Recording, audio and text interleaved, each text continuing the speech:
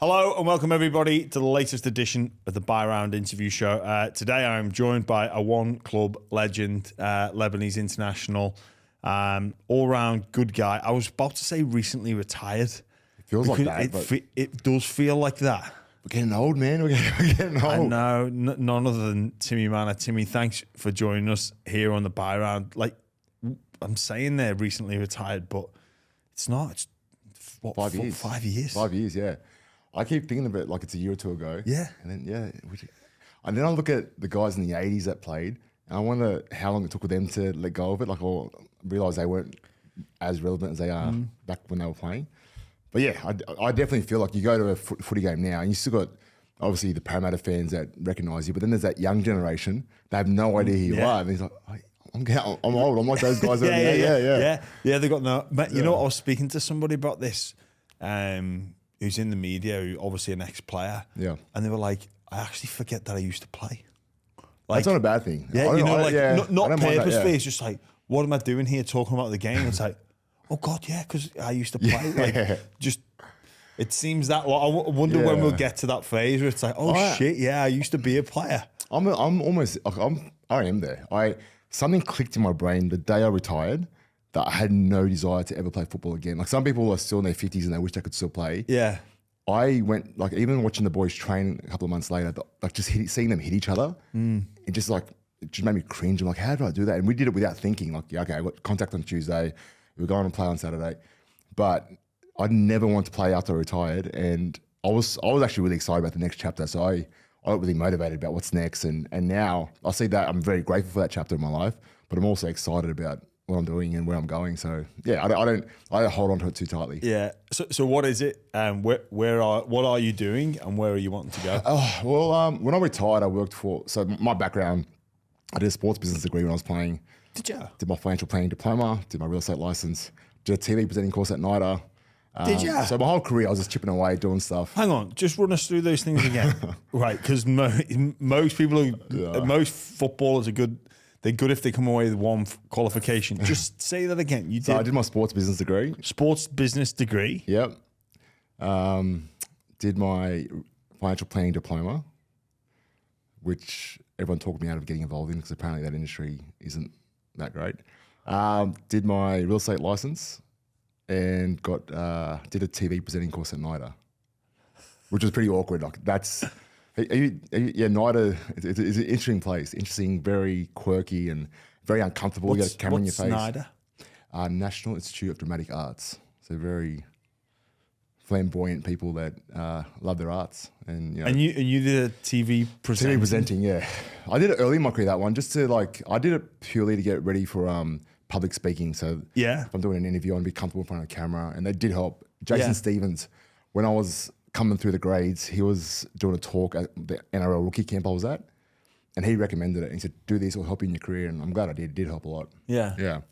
So with all that, to throw in a CV as well as a career in professional sports, what is it you're doing now? And the last 3 years of my career, the club kind of grew me doing a bit of work in the commercial teams. I thought I was going to work in that space for the next 30 years. I'm very passionate about sport.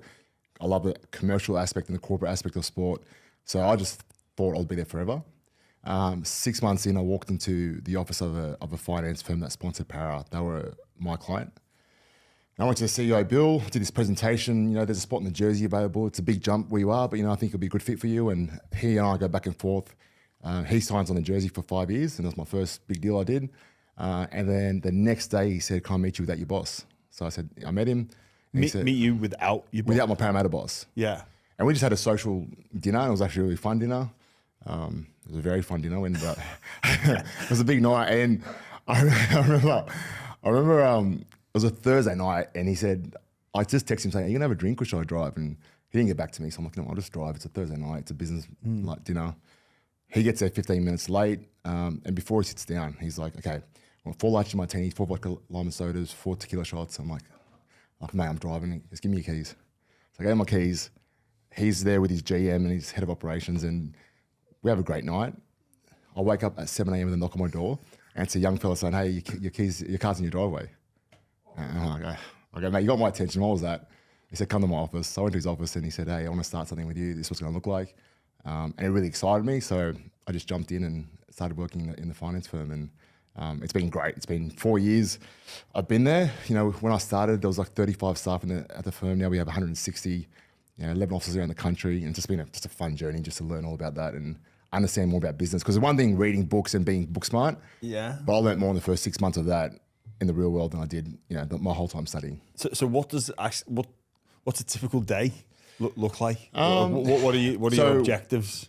So we're Australia's largest private mortgage broker. So we end up we're lenders. No, we're not lenders. We get money for people that want to borrow money. So we just help people get money. But my team, we work with our referral network. So we've got accountants across the country where we partner with them, and if they any of their clients need a mortgage to buy a house, they send them to me. We'll send them to our team, and then our team look after that referrer. Say, hey, this is your reporting. This is what everyone's up to, and it's just nice and clean. So, yeah. And there's no direct link to sport anymore. It's just all pure. No, finance. we're not in that business. I do have a sports business. I've got a business partner, Norm Black, who from Tripperdale, Norm Black, who's one of the greatest humans you can come across. So, I've just got a admiration for him as a person, and he and I have started a bit of a sports business, and we'll see how that goes. We look after a player over in the NBA, which is good fun. But that could go anywhere, and that's a real passion of mine. I enjoy that a lot. The finance thing is great because it's work and I'm learning a lot. The sports stuff I really enjoy, and then I've just got a few other things that I get involved with. Yeah, obviously you do your stuff with Fox. Yep. And then, is there any actual direct involvement with the Parramatta Football Club anymore? Not really. No, I was an ambassador there for the last couple of years, and this year I just felt a bit stretched because I was just trying to do too much. So I kind of pulled back on that. But obviously, it's good to just be a fan at the moment because I love the club. Obviously, this year wasn't ideal, but the club's got everything you need going for it. It's got a huge fan base, like it's a big fan base, a new stadium, a new centre of excellence getting built, which is a really nice. I think it's $50 million getting done. The squad's good. A new coach coming in, so all the ingredients are there. But I can understand the fans' frustrations when they look at it and they go, it's been almost 40 years. Like, why can't we win a comp? Well, you are one of those fans now, then. Yeah, so I know. So I feel it. Yeah, obviously a fan with probably a bigger voice than most. Yeah. It has been a strange year for Parramatta, battling to avoid that wooden spoon. Do you think they can avoid it? It looks like it's going to come down to them versus the Tigers in like 2 weeks, round 27. I think it's the last game of the Spoon Bowl. Of all the fixtures as well. I'm pretty sure it's the last game on a Sunday. I was involved in a Spoon Bowl once in my career, believe it or not. Yeah. It was same situation. I think we were playing Gold Coast up in Gold Coast, and the loser got the spoon. And we won it, and we celebrated like we won the comp, man. It was in 2012, I think, or 2012. Was there nerves going into that game? Did it feel like different? You didn't want it, and it's very rare, like you're playing for that. Yeah. Usually leading into it who's going to get it. But when you're playing the person that you're competing against for that position, it felt like a big game. So, and I was reading today, it could be sold out. So hopefully it's a good crowd. I think I don't know. We should win. I say we should win every week. So who knows? Yeah. Wow. Just on that, with an eye on the future, with Jason Riles coming into the football club, where does he start? Because it seems, as an outsider looking in, you've got junior pathways, you've got star players that are being talked about wanting to leave, you've got the best junior that they have in Blaise Talangi moving on. Yeah. You've got some forwards and some backs there that he probably needs to let go of, even though they've got a couple of years on their contract. Where do you think he needs to begin? It's a big task, but it's an exciting one as well for him and for the club. I think from day one, and I've always believed this, day one, our CEO, our head of football, our coach, and all the key stakeholders, head of marketing, head of membership, get them all in the boardroom and say, this is the direction we need to go in as a club, and we need everyone going there together.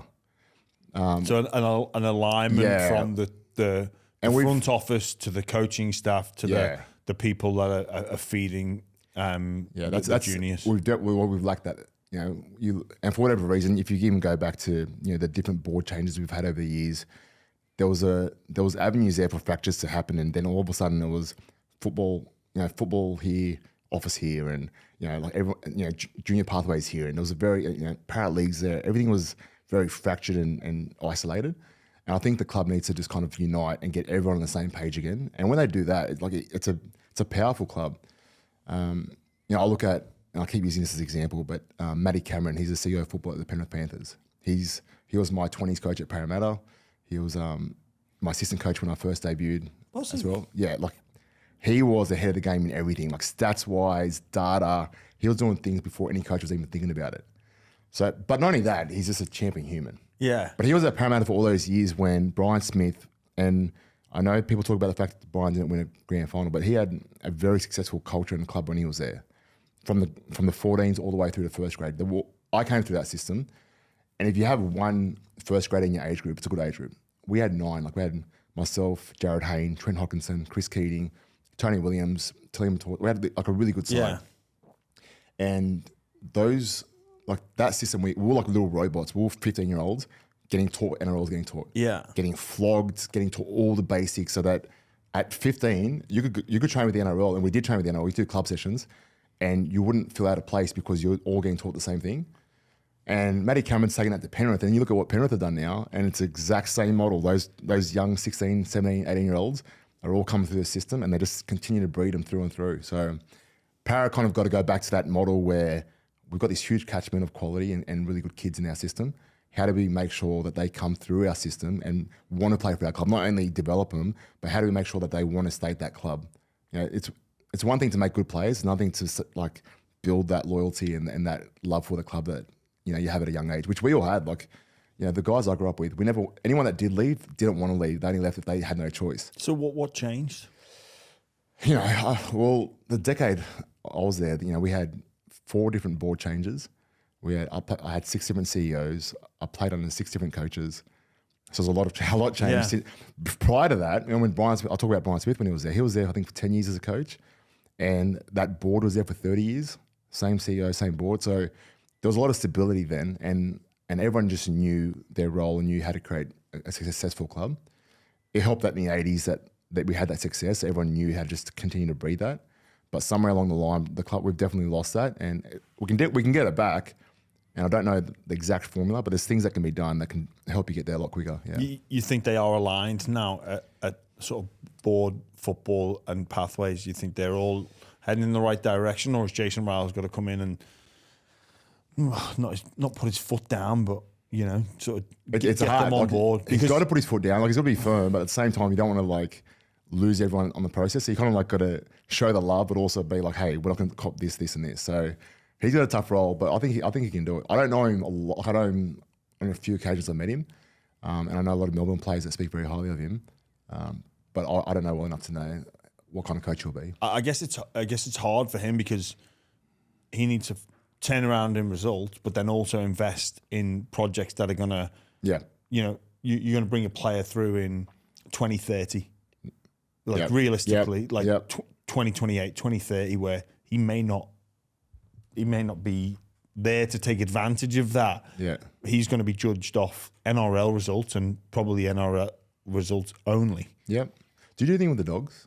I do ambassador role with them, basically. Yeah. So, but I know that they are very aligned. I feel like they're a good example. They've given Serrato a bit of patience. And yes, last year, I personally, I know Parramatta fans don't want to hear this, but I think this next 12 months will probably be a challenging 12 months for the club. And in the same way it was for the Dogs with a new start. But if they get it right, there's no reason why there isn't great success after that. But they've got to make changes. And then, like you said, they've got to be patient with the coach. They've got to give him time. They can't just rush results straight away. You got to understand that the grassroots got to get fixed. And if they can fix that, you're going to see those results come in the later years. But I think the Bulldogs are a great system to look at as well. They've done a massive turnaround in a short amount of time. Well, just on junior pathways, I know that Parramatta have got 2 very sharp minds. One older in terms, James Shepherd, who coached me at the Dragons, that even in my early 30s was still teaching me things and coaching me. And then Josh Hodgson, who is involved in the pathways there as well. So they've got some good people in there. And the little midget, Isaac de Gois, he's a junior. He does the recruitment. And the thing is, they're all amazing at their job. So they're good at developing the players. Yeah. But unfortunately for them, their job stops at that. Yeah. So then it's just that connection, that transition from getting them to there to the NRL. Yeah. And that's where I guess, your head of football and that department have got to kind of step up and say, okay, how do we create a culture and a transitional success to get them from there to there? Yeah.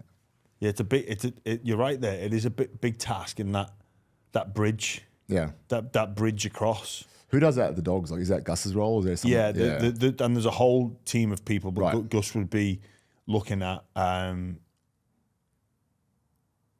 more the type of person. Yeah. And also casting the net pretty far and wide. And then Josh Jackson is one of the people that's involved in the junior coaching ranks. Who You guys have embraced a lot of that old crew, haven't you? Like, and I think sort of what I can gather is Josh Jackson's there to test them. And if you can get through Jacko, you can get into first team. Right. Okay. And there's a little bit of that.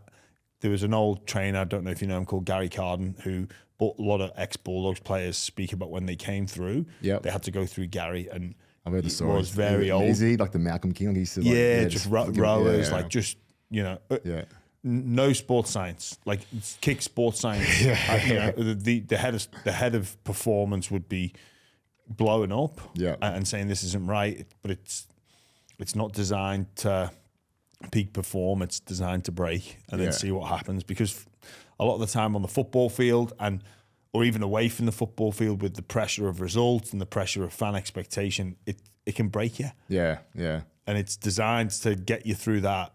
What's your thoughts on that whole like sports science compared to having a bit of like, there's a balance here somewhere, is there? Because you got to have a bit of wisdom about what you're doing, but also you need that grunt. You need to be able to be tough enough and be able to handle whatever. You need to go and do things that are not expected of it. Yeah. Unfortunately, my biggest gripe with sports science is most of the studies are done on A to B athletes. Yeah, right. So it's not contact sport athletes. It's done on peak performance for somebody to swim or run a particular distance, not a week by week season contact sport athlete. So I think there is a big difference. So for me, if I'm competing at the Olympics, I need to do everything to peak for this game, for this tournament. Yeah. Every 4 years, or a World Championships every year. Yeah. And I can control the variables, but we've got a game where there's so many uncontrolled variables, a week to week.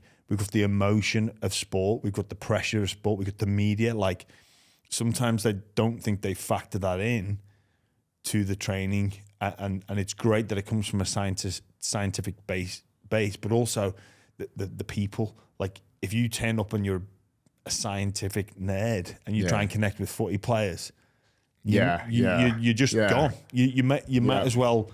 You're not. We're not listening. Where if you've got an approachable person, people's skills, the soft skills of trainers, are so important. Yeah, and I don't think that's probably emphasised enough as well. That's just personal opinion. But even those old school coaches, a lot of them, their people skills are pretty rough around the edges in a different way. But they have respect from the players because it's a bit of a fear. Fear can be a massive motivation, or reputation. Yeah, I don't know if it's fear, it's reputation. Yeah. So if you come into a system like the Dogs, and Josh Jackson's reputation, you listen to him, or a Gary Carden, because the filters down, reputation filters down. It's like, well, I can't mess with this guy because this guy's got the key to my future here. Yeah. Like, I don't know. Yeah, that's a great point. Yeah, I'm just glad we don't do it anymore, man. Like, I look back at some of those summer sessions we did. Just that feeling of like, I don't know if I can go again, and then here we go again. It's funny. I sometimes miss it. Like, just well, because probably like you got a few things going on. I'd just love to be able to get a schedule and just be like, here's your week, right? Yeah. When I was training, I was always comfortable knowing I can get through this, and even in the tough moments, I enjoyed getting there, enjoyed pushing through. Yeah, the feeling afterwards is one of the best feelings ever. Like that after you finish that session, having a laugh with the boys or in the ice bath. I know exactly what you're talking about. But I reckon a lot of, and this is kind of like the elephant in the room that no one talks about, but players that struggle post football, and it's like whatever you think, whatever the public think of, men or footy players struggling post football, times it by 2 or 3, and that's how many, because it's a big percentage of players struggle. And I think a big part of it is that your whole life you've been told where to be, what time to be there, what to wear, what to eat, how much to weigh, and then you get to the end of your career after. So you've done that since you were a child, and they spit you out, and you're just like, okay, now what? Like, and you talk about scheduling. A lot of guys, the big thing for them is they don't know even, like, they feel lost. They don't know, okay, now what? I wake up, what do I do now? Like, what time's to be there? Yeah. And even when I worked in media, I remember I used to commentate games, and the first few games I did, I'd like finish and like how'd I go? And like, no one gives you any feedback. There's no Monday video session where you're getting flogged for like doing the wrong thing. So you genuinely have no idea how you try. And the only way I knew I was doing okay was you get another, they call you up the next week. I'm like, okay, well, I must have gone all right. Like, yeah. Well, mate, you know what? You're so right. When you're playing, in training and in a game, every pass, every tackle, every run, every play the ball, every tie in, every little thing that you do is you've got feedback from your head coach, from your assistant coaches, your teammates, your fans, the media. Everybody's telling you how you're going. Yeah. You can go back and watch it on video. Like, even the perfect tackle, it's like, oh, you should have done this. And you could have gained an extra half a second. But like, in the media, it's like, how'd it go? It's like, you're good. What? Like, are you not going to sit and dissect every sentence and be like, oh, you should have said this word instead of that word? Because it's I reckon as an athlete, you're striving for perfection that you'll never ever get. Yep. So you're trying to achieve the impossible by being the perfect game, which no one's ever played. I find myself like guilty of that still now in business, because I'm always trying to like, and I get hard on myself and everything. And like, you'll be the same. If you had a game and you did 20 great things and you did one bad thing, I'd be up all night thinking about that one bad thing. And I'm the same in business. So if I do like a great week, but in that week there was one thing that I wasn't happy with, I'll just stew on that. And it's unhealthy, but that's just something I'll get better at. It's what is ingrained in you from a very young age. I do personally think, there's a lot of focus on things like rookie camps and a lot of training and preparation to become an NRL player. Yeah. But there's probably not enough not enough training and resources on not becoming an NRL player. One of the biggest things I noticed is how you're treated medically, because when you're playing, I hit my shoulder right front of the queue at this hospital. You're in for a scan, taken care of. Finding like I had to get my hips sorted out, and nobody listening to this I don't want any sympathy. I'm not asking for it. But it was like I had to organize shit for myself, and it's like, oh God, this hospital ain't gonna work around me. I have to find a slot and then move my day around. Well, forget appointments. Just what about private healthcare? I had that place till I was 15, and I consider myself pretty savvy. So when I was like, the transition wasn't too hard for me, but even that was a shock. How much is private healthcare? Like I didn't, paying private healthcare, doing the things that you just took for granted as an athlete. And like you said, if you want to get a scan, get a scan, walk straight in. Someone's been waiting for 2 hours, and like in you go, straight into the room. Or if you're not feeling well, doc. Hey, how you get? Like, just call them up on their personal mobile phone. Yeah. Like, call up the club doctor. All right, okay, I'll flick you over a script. It sounds like this. You don't have to go and see GP. I can't complain there. Dr. Jong, love you. Thank you very much. Yeah. Well, you know what? So many ex-footy players still have connections with the doctors. He's the best. Yeah. I'm the same. I'm really good pals with the Dragons doc, Stefan Eriksson and Dr. Tom as well. Yeah. Like, they both still look after me. Yeah, that's good. Just call them up. But you're right. Most of the players wouldn't have access to that still anymore, and it's a big transition because you're so used to having things. You're all baby then, like, we're baby. I know, and you kind of have to be. Baby. Well, to be an elite in anything, like to be an elite sports person or an elite musician or an actor, like you need that support network around you. So we had that around us, but it does kind of not just, it kills a bit of the skill set you need in the real world. Yeah, it does. You know what, mate? You're 100% right. Coaches get scared, so they look after you, because if you hurt your shoulder, like, they let the physio and the doctor book the scan, because they can't, if the player doesn't do it properly. The coach doesn't want to blow up at the player, they want to blow up at the medical staff say, you got to get him an appointment. Or I'll be just like, whenever. It's I guess there are things put in place for us to make life easier. But then when you come out into the big bad world, it's a bit like, oh. Yeah. Did you ever, when you were getting scans, like go to like the screen and ask them for it, like? Yeah. And they can never, like, no, they can't tell. Yeah. Like, we just take the phone. I'm like, yeah, but is it? Can you just tell me what it's like? Yeah. Is there a tear in there? Getting hamstring. And then I'll get my card and look at the skin. Yeah, like, no, is that yeah. How's it look? Oh, we're not allowed to say. I'm like, but you know. And then I'm looking there, and then you get to the doctor's office, and he goes, oh, you got to, and it's like, I'm looking at a completely different joint that it's supposed to be in.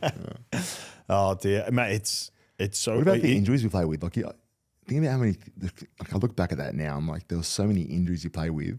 Playing through pain and with injury. So normal. Like, it is. It is normalised. Yeah.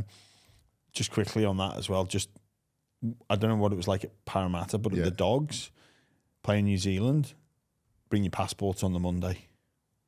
So we weren't trusted to bring their passports to the airport. So they bring no way. It's like you got to bring them on the Monday, hand them over to the team manager. And then we'd meet at the airport, group check-in. Here's your passport. Pan them back out. You go through, hand them back.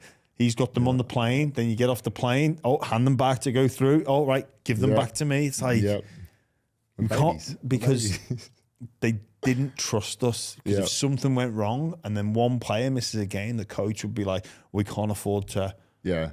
We're going to minimise the variable if the player loses the passport or doesn't turn up with the passport. Yeah. So we'll just take it out of their hands. I forgot that. It's literally, they take the passport off you straight away. So give it back now. And obviously lads being like, they probably steal each other's passport. I know what that's like, but it's... Or you tell someone to take their passport to Brisbane and they all fall for it. Who's been guilty of that? There's definitely some... Oh, there's a few in our team. No, I can't remember anyone in particular, but it happened a couple of times and you always get a laugh out of it. Hey, just... quickly back to Para and currently, constant speculation around star players, Mitchell Moses, Will Penasini, and 5'8" Dylan Brown. Like, when Riles walks in the room, how important is it that he gets those guys on board? Yeah, I see Mitchell as one of the best halves in the comp. So from the selfish part of me, would love to see him stay at the club.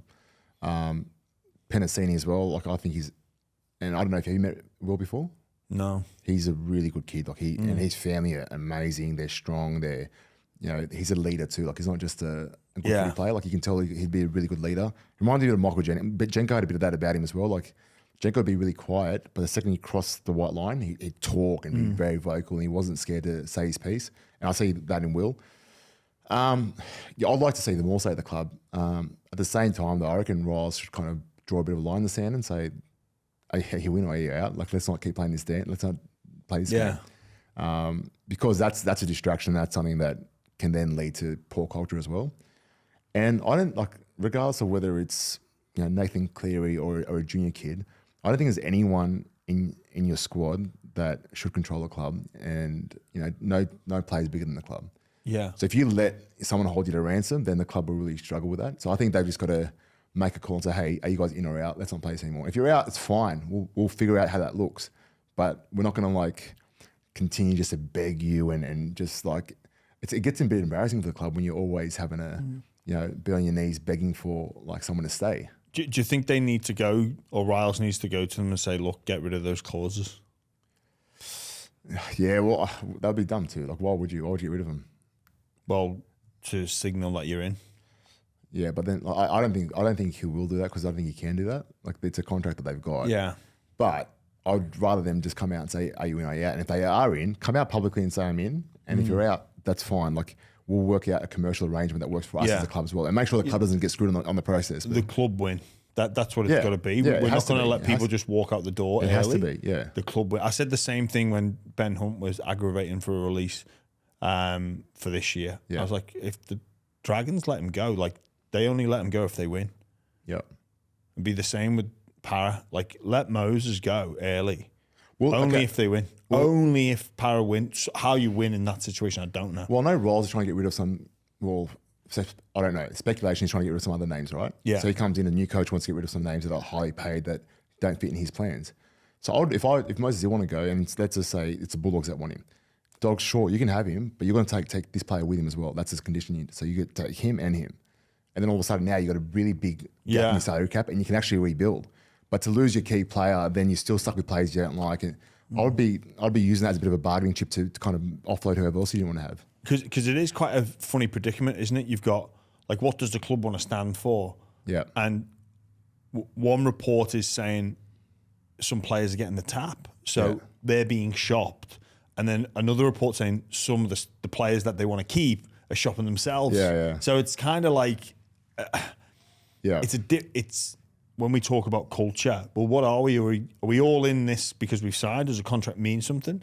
Because if it means nothing to you as a club to tap me on the shoulder to say, when you're done with me, I can go a year early or 2 years early, then what example does that set to the star players who they want to keep, but they're seeing their friends get tapped? That could be me, and why would I not behave in exactly the same way? And that's where I think the head of football on the board probably had to learn some lessons. And I don't know, I hope they've learned them, but footy players aren't commodities. You know, you're not trading barley and hay, like you're dealing with humans. Yeah. And if you don't respect someone on the way out, let's use Nathan Brown for example. Nathan Brown left the club a couple of years ago. He went to the Roosters and now he's at Manly. He's very happy at Manly.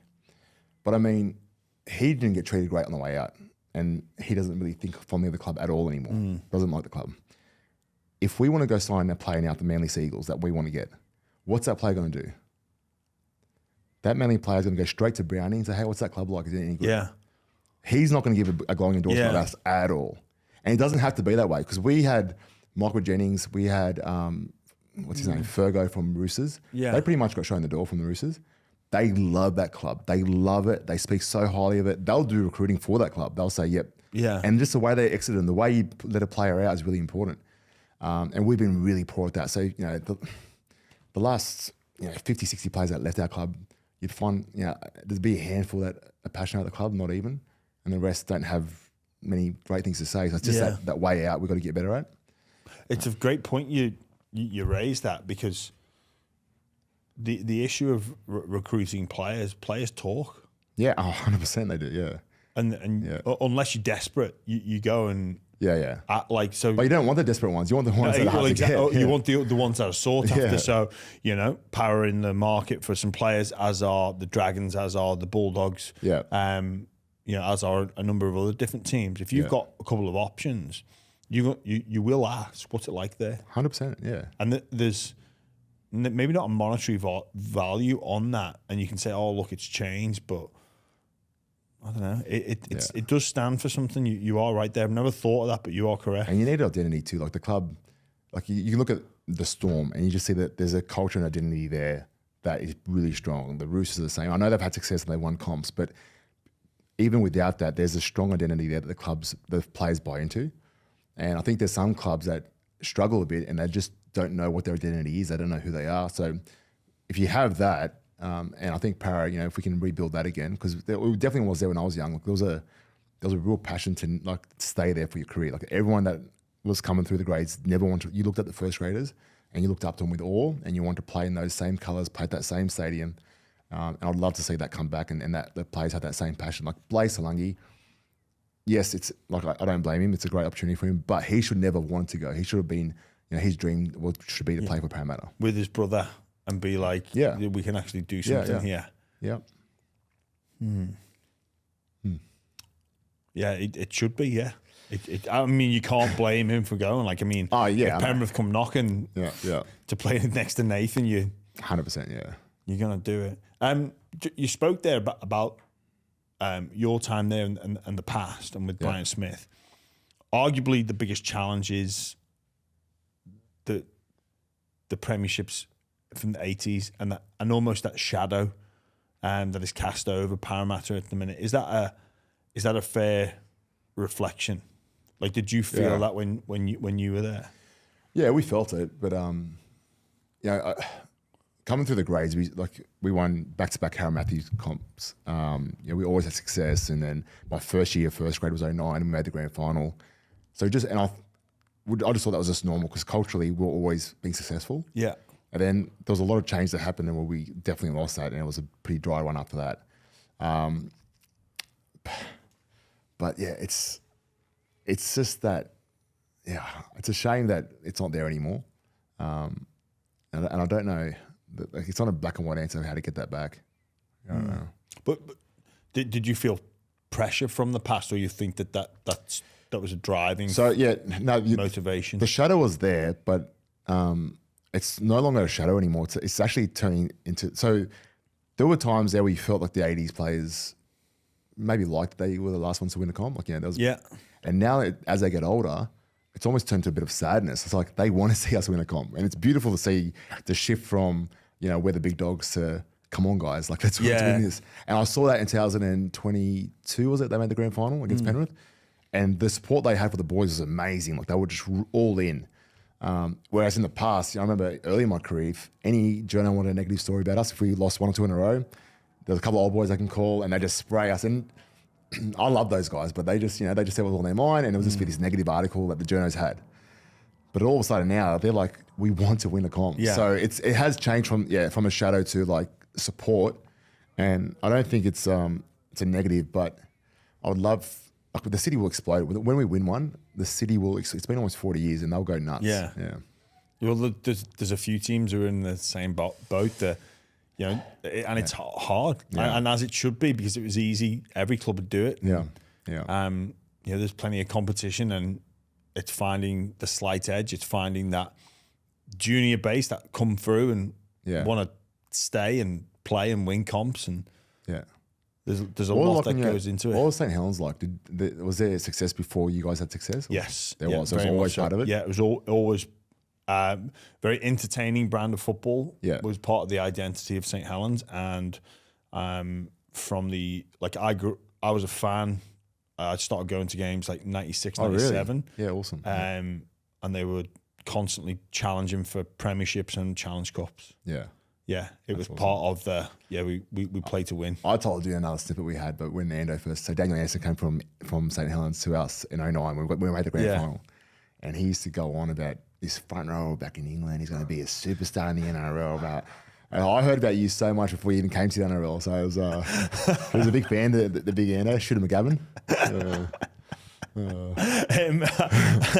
We might get to that a bit later with Ando. I was actually doing a bit of research on you, Timmy, and read about your time in the 2017 Rugby League World Cup, where you spoke a little bit about your upbringing.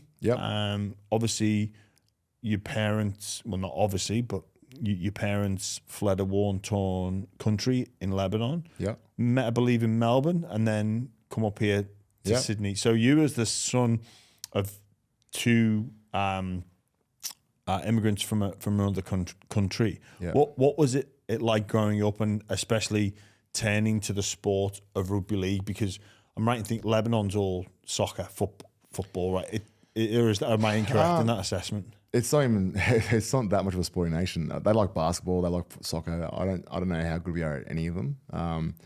But there's a lot of really talented Lebanese athletes in Australia now, and it's exciting because my parents were migrants. They led a war-torn country, and they came here and they just wanted their kids to succeed. And I don't think sport for them was the way to do it. They wanted us to study, and that's probably why I worked so hard in my studies. But the best thing I learned from especially my dad, is that work ethic. So I look at my career, I was never the most talented, but I had a work ethic, and I knew I could outwork anyone. So when I come back to the preseason, I want to be the fittest, fastest, strongest. And I would always be in the top 2 or 3 in those testing, because that was my thing. I just work harder than anyone else. And I got that from my dad. And you had to, if you're coming to a country, you don't speak the language, you're trying to make it in the world, and you had to kind of learn how to work hard. And he taught us that as well. But you look at it, and we're talking a bit before we started recording, but those kind of things, when you see it, it's the same as when you see news of what's happening in the Middle East, or when you see even commercials of poverty in Africa. When you see images, it's so easy to disconnect and think, oh, that's a shame, or that's really sad. But you never think about the actual lives that are going through it. And we did some work with a charity, Compassion. They're did some work in Uganda, and I took Christian Walsh and Ryan Pappenhausen over there. We had an amazing time. But they were saying the saddest thing wasn't the poverty, was people looking through you. It's so easy for people just to look at the situation and not realize there's a human at the end of that. And there's, for every bomb that goes off, there are humans that are feeling the fear and the scare of what's happening, and am I going to survive another day? Where am I going to get my next meal from?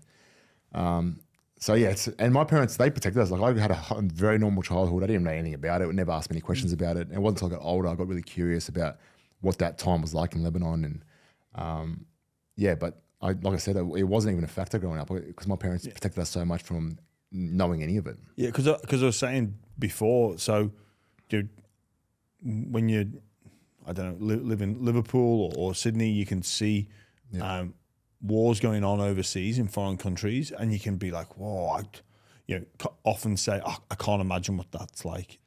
Or, oh, that's really, really sad. Like, it's horrible. Like all these negative emotions. But then the next show comes on and it's almost forgotten about. But, growing up in a household that parents had fled that, like emotions must have been strong, and you're watching it through the medium of television, or you're seeing it maybe perhaps in the newspaper, but you're saying that they completely just never spoke about it. Never. And I was a bit inquisitive as a kid. I asked some questions. I remember my grandfather who passed away a year or two ago. He was locked up in Syria in a jail. He was a political writer, so he used to write about politics, and obviously whatever he wrote was controversial, and he got locked up in this tiny little cell. Yeah, he spent years.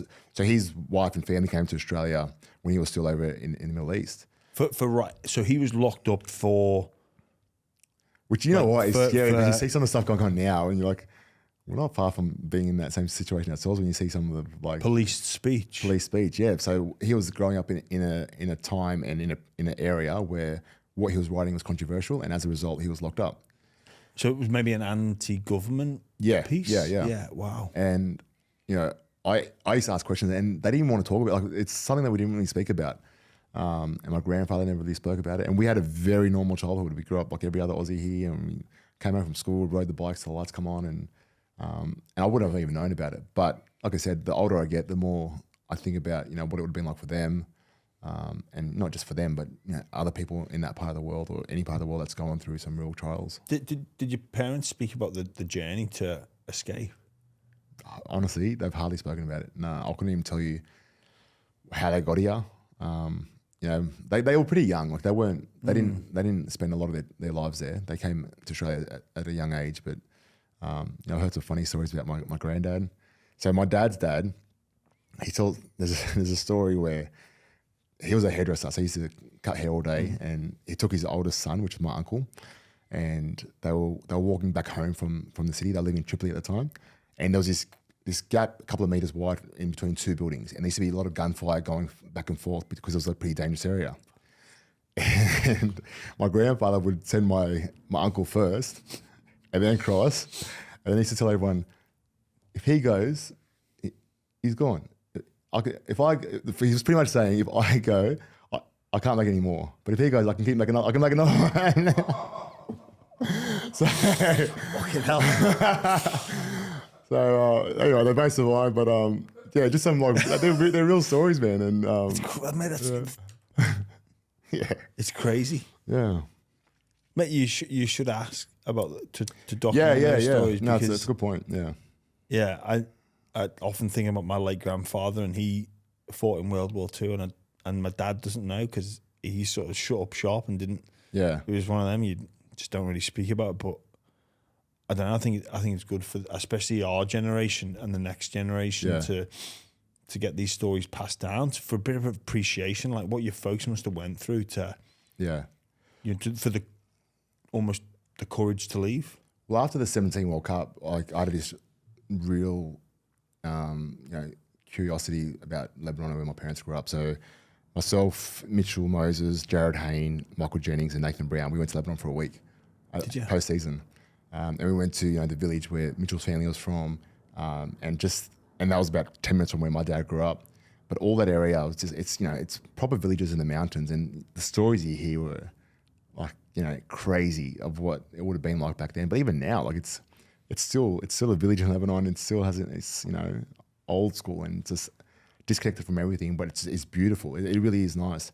But it did give me a good sense of what it was like for my parents growing up.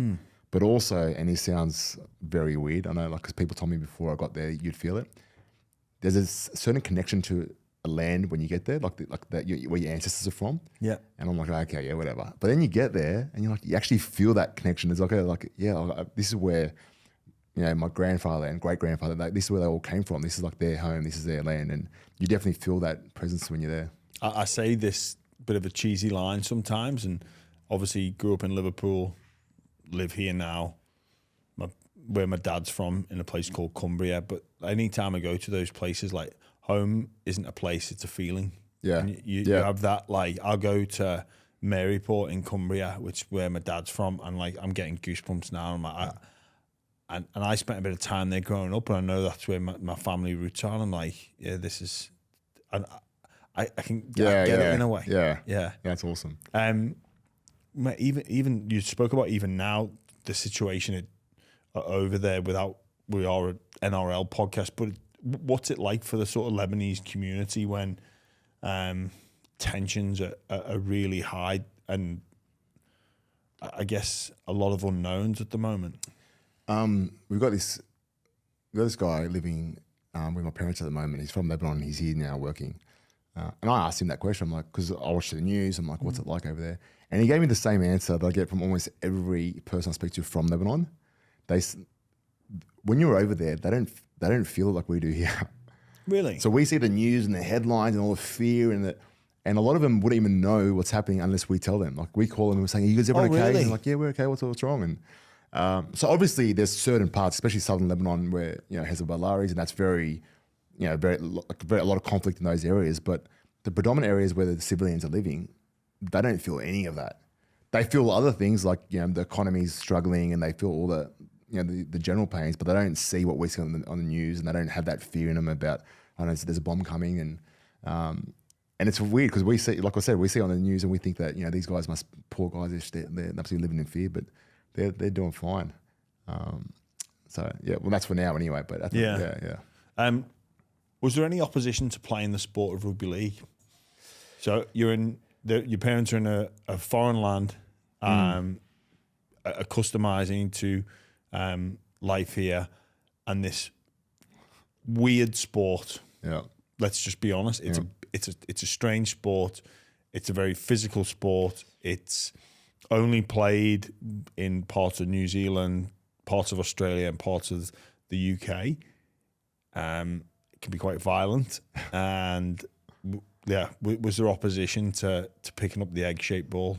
Yeah, so I played soccer most of my childhood. I switched over to footy when I was 13, so I was a bit of a late bloomer. It was only because my body, I was that kid that everyone would have hated. All the parents would have been like, "He's not 13. I'd had a goatee and been double the size of everyone."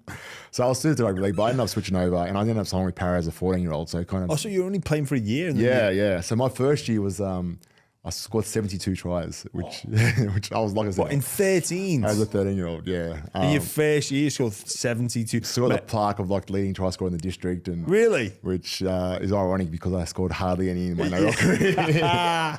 What position did you play? I was playing row still, but I was just you just bigger than big, fat, and I was fast as well, so that helped. I was like the combination of the yeah. I wouldn't last very long. Like I'd just score a try, come off for a breather, and but. The opposition wasn't so much about the sport. I grew up in a very conservative Christian household, so Sundays was for church, and would play footy. But then at a certain age, when you turn 14, they started playing foot on Sunday, and my parents didn't want to take me to games because they had church, and that was kind of a bit of a crossroad. And there was a lot of hesitation about pursuing my career when I was playing during church. So I ended up having to find a different district that I could play on the Saturday.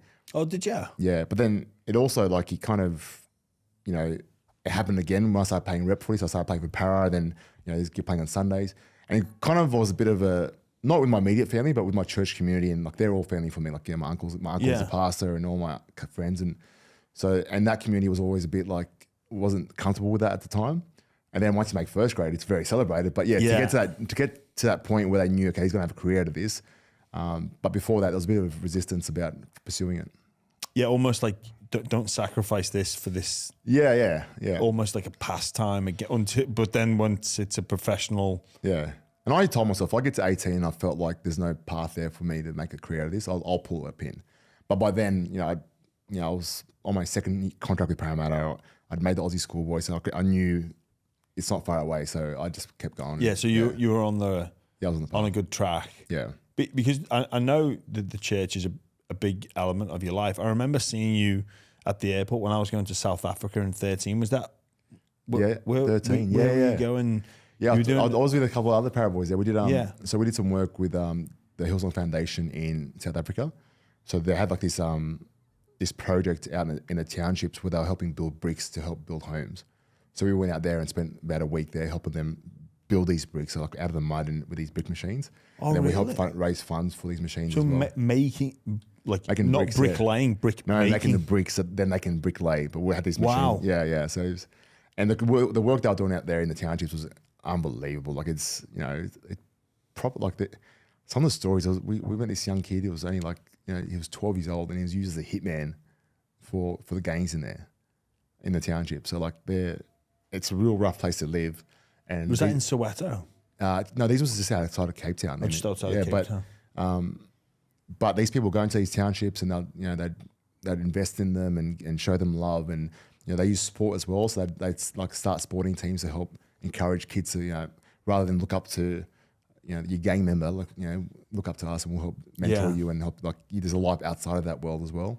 So it was really that is full on 12-year-old being a hitman. Yeah, and he you talk to him and you think it's like the most normal kid ever, but But his job was to go and take people out. The gang members will say, you go and far out. Yeah, and there's a sense of like identity, like everyone wants to fit in and they want to be part of something, and regardless of where you are in the world, and for them, if they're your heroes, like the gang leaders are your heroes, you just want to be part of that. And if they incentivize it as well, like you do things for money. Well, it wasn't about money; it was about being part of something. You do that. You belong to us. You're one of us. And respect. Of strange. Well, it's not strange for them, but bizarre for us. It was Bulldogs territory as well, where you were playing your football. So how did you end up at Para? Well, I don't want to jump the gun to any sliding door moments in my career, but for me, that's a big sliding door moment. That's I grew up a Bulldog fanatic. Like, I love the Dogs. All my family still do. So like my cousins and my uncles, and especially my aunties. There's one auntie that's obsessed with the Dogs, like obsessed. And her brother, so one of our uncles, would live in the house behind Belmore Stadium. Yeah. So whenever the Dogs would play, they'd all sit on the roof when Dale Halligan would kick a conversion, they'd catch the ball and throw it in the backyard and try to keep the ball. Bulldogs was very much a big part of our family growing up. And that was a club that was, so my first year playing as a 13-year-old, I was when I got my 72 tries, that was in the Canterbury district. But then they started playing on Sundays at 14. So then I went to the closest district in the Parramatta comp. And then that's when I ended up, so I went to Guildford and they played on Saturdays. Yeah. And then that was in the Parramatta, and then Parramatta signed me as a 14-year-old. So sliding door moments, if I did one more year as in the Canterbury district, my whole career would have been down the Bulldogs path, but it went down the other way. Yeah. It's funny how those little things can just seem like a small decision, but they end up being a big influence in. It's funny. I don't know if it's because I'm Lebanese or not, but my whole career I'd have all these Dogs fans. Jimmy, when you ever come back home, bro? I'm like I was never there. I never played there. But yeah, definitely, I definitely have a soft spot for them, and I love seeing them do well. Like it's good to see them this year, especially after they've had some challenges, and it's great to see them go well.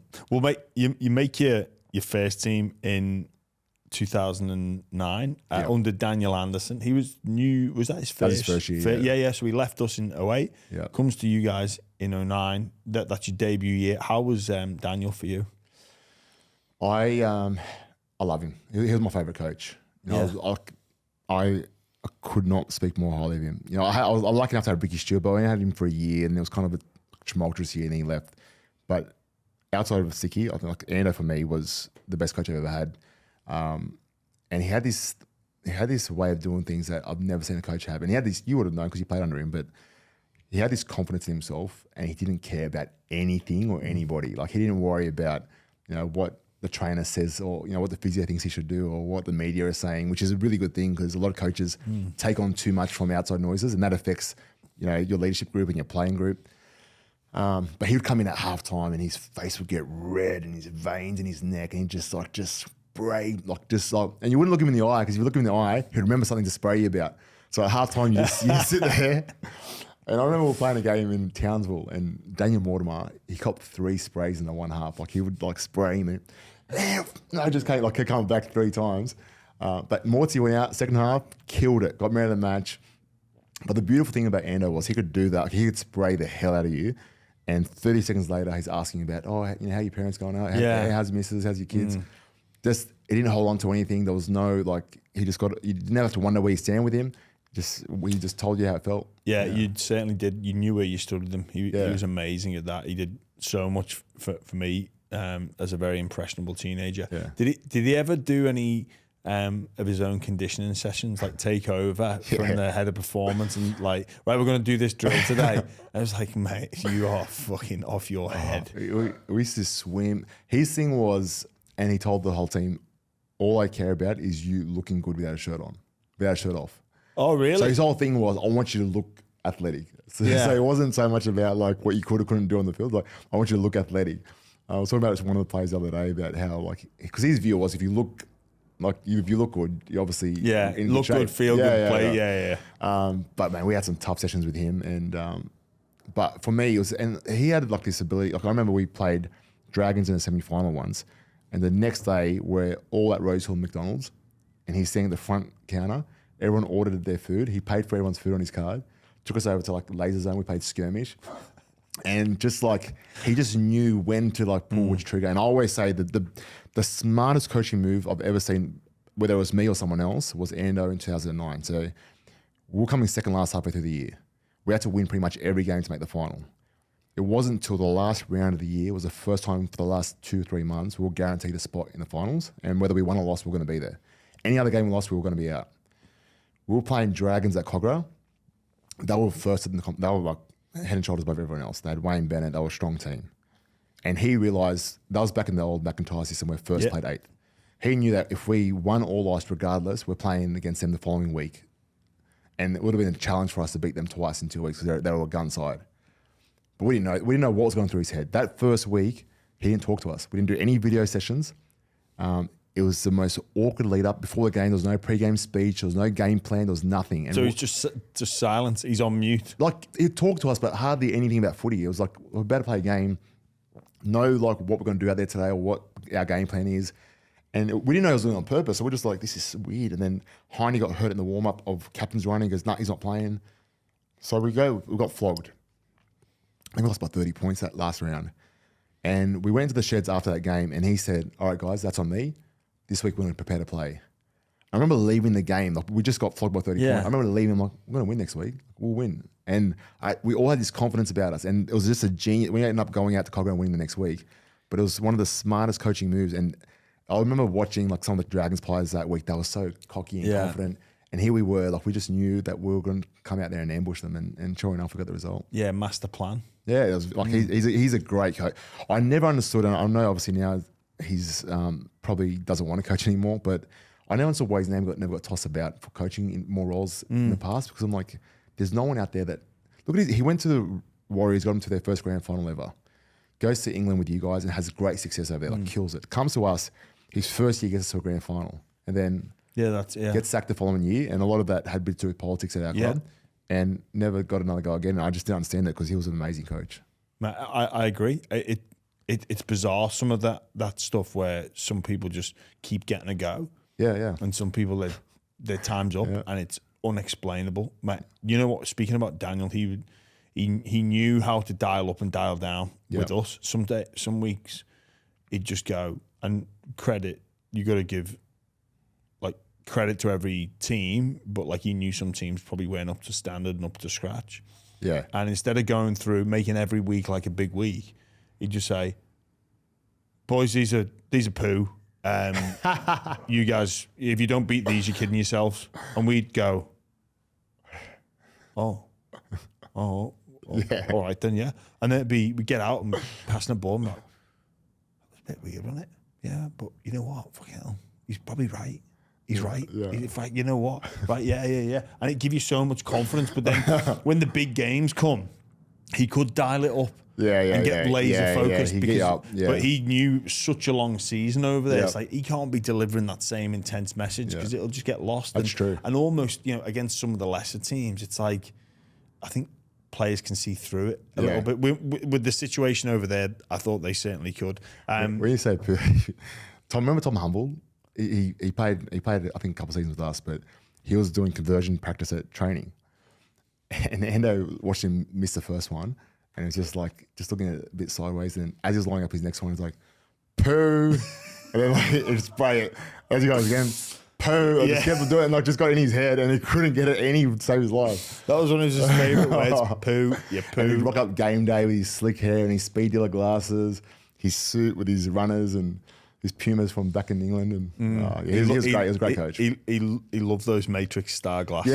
And he was named Daniel, hello, Mr. Anderson. Loved 2 bottles. You know what he didn't like? What? So we'd have our drinks esky and there'd be 2 Cokes in there for him. Yeah. And every now and then, we'd just nick the Cokes and just hide them. Yeah, fucking livid. But he needed, I think there was actually 4. I think he had 2 Cokes for first half and 2 Cokes for second half. That's healthy. Yeah. But you talk about Parramatta and our identity. He was Parramatta. So he came through the grades at Parramatta. Yes. He coached in the juniors, coached our reserve grade, had success, went away, came back, and he just got the club. He understood what we needed. And I think that's, we talk about Parramatta. We just need more people like that in the club that get it. Get it. Yeah, get it. Yeah. On that season, what was the catalyst for going on that huge run? I think I was doing a bit of research. I think round 19 it starts. 7 straight wins. Yeah. Was there anything that stuck out? Obviously the form of Jared Hayne. Yeah. But was there one of the, you often hear we had this meeting and we said we could do something here, and it's yeah, we can. Or was it? I don't know what was the catalyst for going 7 in a row? Because there was, evidently there was no signs of that happening. Well, to Endo's credit, I've never seen Coach do this. So he came from England, and I think he would have trained us the way you guys played. So we had this certain way of playing, and we trained all off season for it. So we had both forwards, so both front rowers near the try line in front of the halves as a double shape, and we had this whole game plan that we used to play with. And halfway through the year when it wasn't working, instead of waiting to the next off-season to try something new, he just scrapped it all and said, okay, we're going to play a different style of football. So he got the forwards behind the halves, encouraged a lot of offloading, and just gave everyone a lot more belief to play with a lot more freedom. And that was a huge catalyst for the way we played. And obviously, Jared had this ability to keep oppositions nervous. So a lot of them, there'd be times if you looked at a lot of his tries, when he skipped around, no one was going after him because they were too scared to make if they left a break or broke the line, he could expose that. So they gave him a lot of time and space, and because he had that influence on the opposition, it gave us time and space. So all of a sudden now we're punching the door down, and it was just this confidence about us. And I'd never got it, which is unfortunate because I wish I did, but I never got the rest of my career where I had that belief where you walk into a sheds before a game and you're like, we're not going to lose this. Yeah. We had Inu had music playing in the change room. This didn't happen at the start of the year, but all of a sudden, halfway through the year, something clicked. We was like, we're just gonna have fun and enjoy this. And no one gave us a chance to make the finals because, like I said, if we lost one game, we're out. Out of that 7, if we lost any of them, we wouldn't have been in the finals. Yeah. So we came with this let's just enjoy it. And there was music and there was a real belief that we're not gonna lose this. And then it got to the stage where I thought, okay, how much would I win by? It's just we're so confident. So yeah, it was a fun ride, but I can't put my finger on one thing. I think, Jared Hayne for me, I think is a catalyst, but then you look at all the other guys that played a role. I look at Fui Moi Moi, and he had a season that, people don't talk about, but he was magical. And I look at, obviously the 2 Nathans, Hindy and Kalo for us, they played their role to perfection. They were the leaders, but they also adapted to having these young crazy kids that probably done things in a way that they wouldn't have loved. They came to an era where there was no music and it was very serious, and then they got these guys, and part of them would have been like, what's this? But they kind of embraced and said, okay, well, is this going to work for us? Let's just embrace it. Yeah. And Luke Burt was a great leader. We had some really good guys that played their roles, and Todd Lowry and Ben Smith. We had guys that, everyone was just playing their part, And as a result, we just kept just marching and steamrolling through teams. And Mate, it's really interesting what you said there about Daniel's ability, humility to say this isn't working and we're going to change, because too often coaches say, and sometimes they're right to do that, and it's kind of a fine art, knowing when you need to throw the baby out with the bathwater and start again versus, no, this is going to work. Yeah. And it will work. And almost having blind faith in a game plan. It's like, no, I've seen this work before, but maybe, you know what, we're going to have to change it. He actually did that with us at St. Helens one year. Really? We had a new game plan in what I think it was 2008, his last year. Yeah. And it just wasn't working. So it just quickly got brushed after a month. Really? Right, we're going to change. Yeah, we're going to go back to this style. And how many times have you seen coaches blame the trainers for we're not fit enough, or we're not instead of having a look at maybe it's the way we're playing that's wrong. Yeah. And for him to recognize that it was a style of play, because it could have been easy to look at other things that it could have been. Are they strong enough? Are they fit enough? Are they fast enough? So it was really good of him to realize, okay, maybe it's me. But I love it. But now he's at the Roosters as head of recruitment, and you're a good example. He recognized the talent in you way before people to probably realize how good you were.